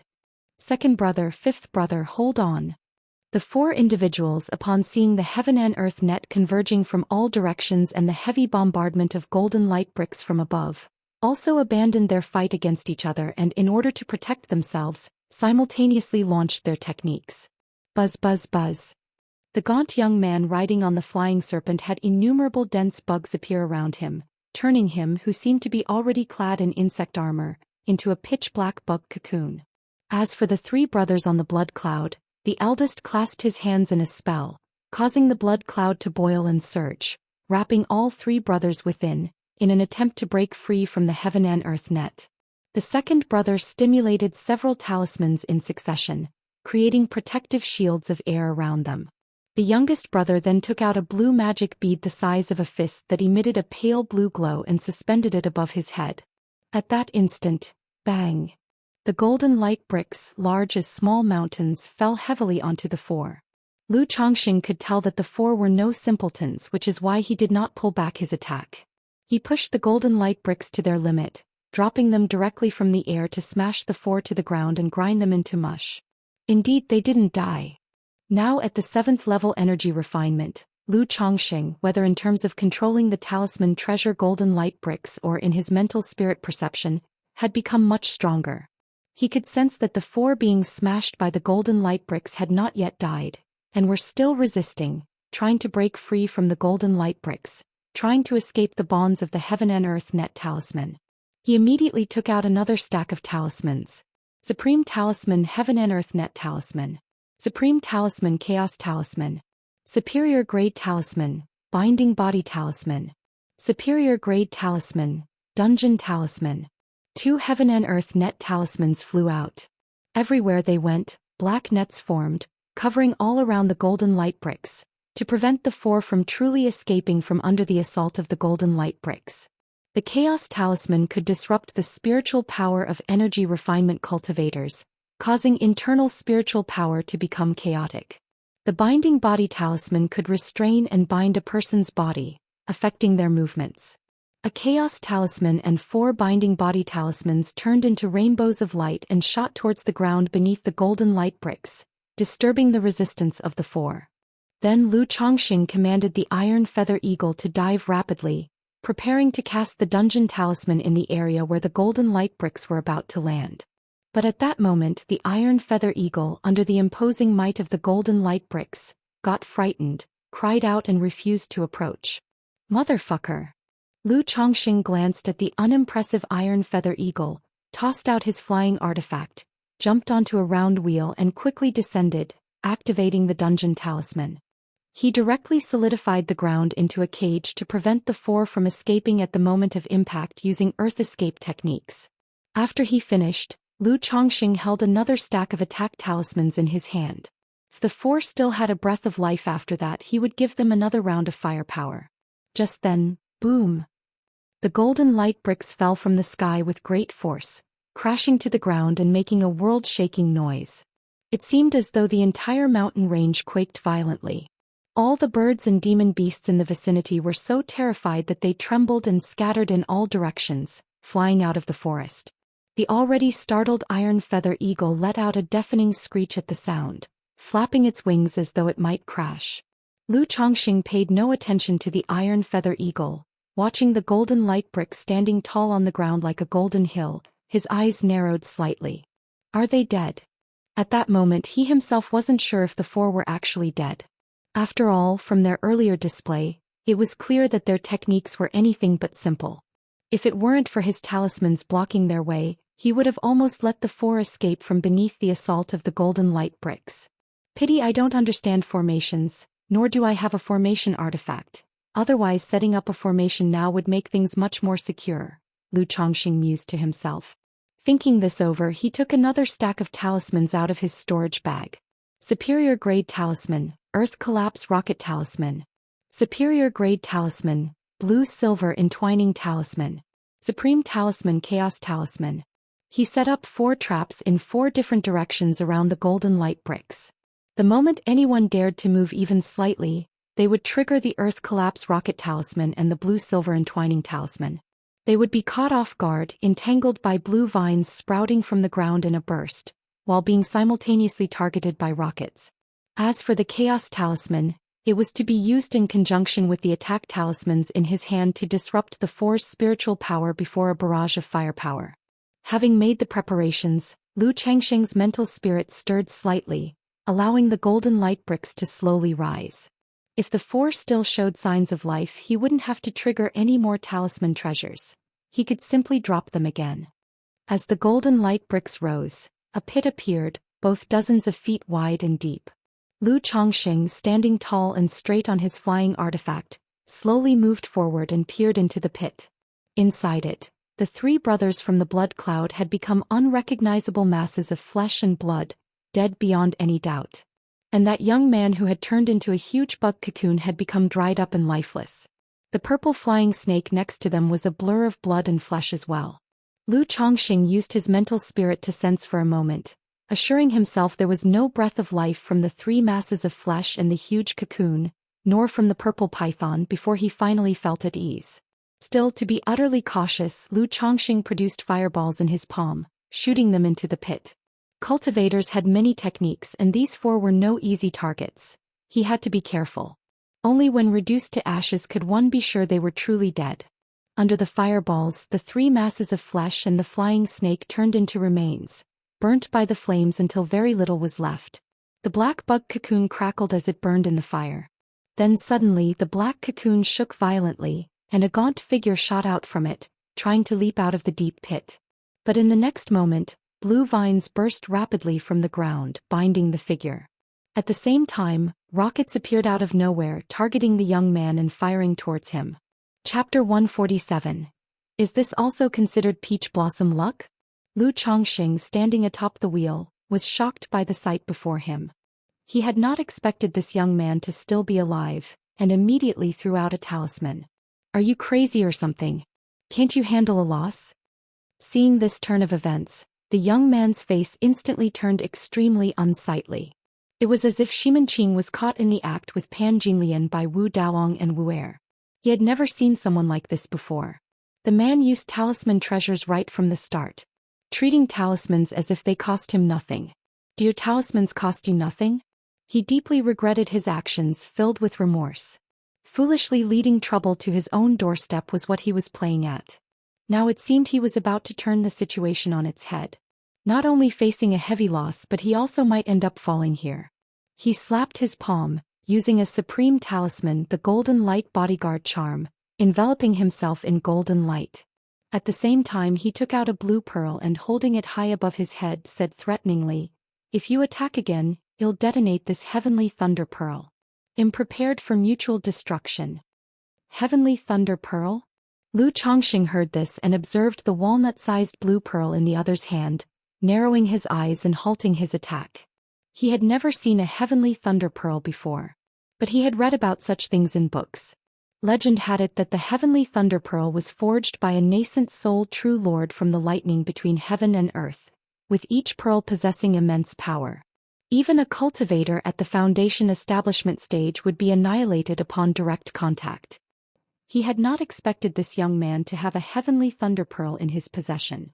Fellow Daoist, we have no grievances nor grudges. Why create such a scene? They say a fight leads to a friendship. Now that we've met, how about we let this go? The young man, seeing Lu Chongqing had stopped, opened his mouth to say, "How do we have no grievances? I was on my way when you intentionally led trouble to me. Would I have wasted a talisman treasure and so many talismans otherwise?" Lu Changsheng's expression was indifferent as he spoke coldly. "What do you mean by leading trouble? I simply felt a kindred spirit upon seeing you, fellow Daoist. Besides, that foundation establishment spirit object should be compensation enough for your losses," the young man said sheepishly. "Heh." Lu Chongqing held a talisman, chuckling coldly. "So what do you propose?" The young man, hearing the cold chuckle, got somewhat angry. He was not accustomed to such humiliation. Not only had he nearly been killed today, but now he was humbling himself to make peace, and the other party responded with cold words. "Compensation.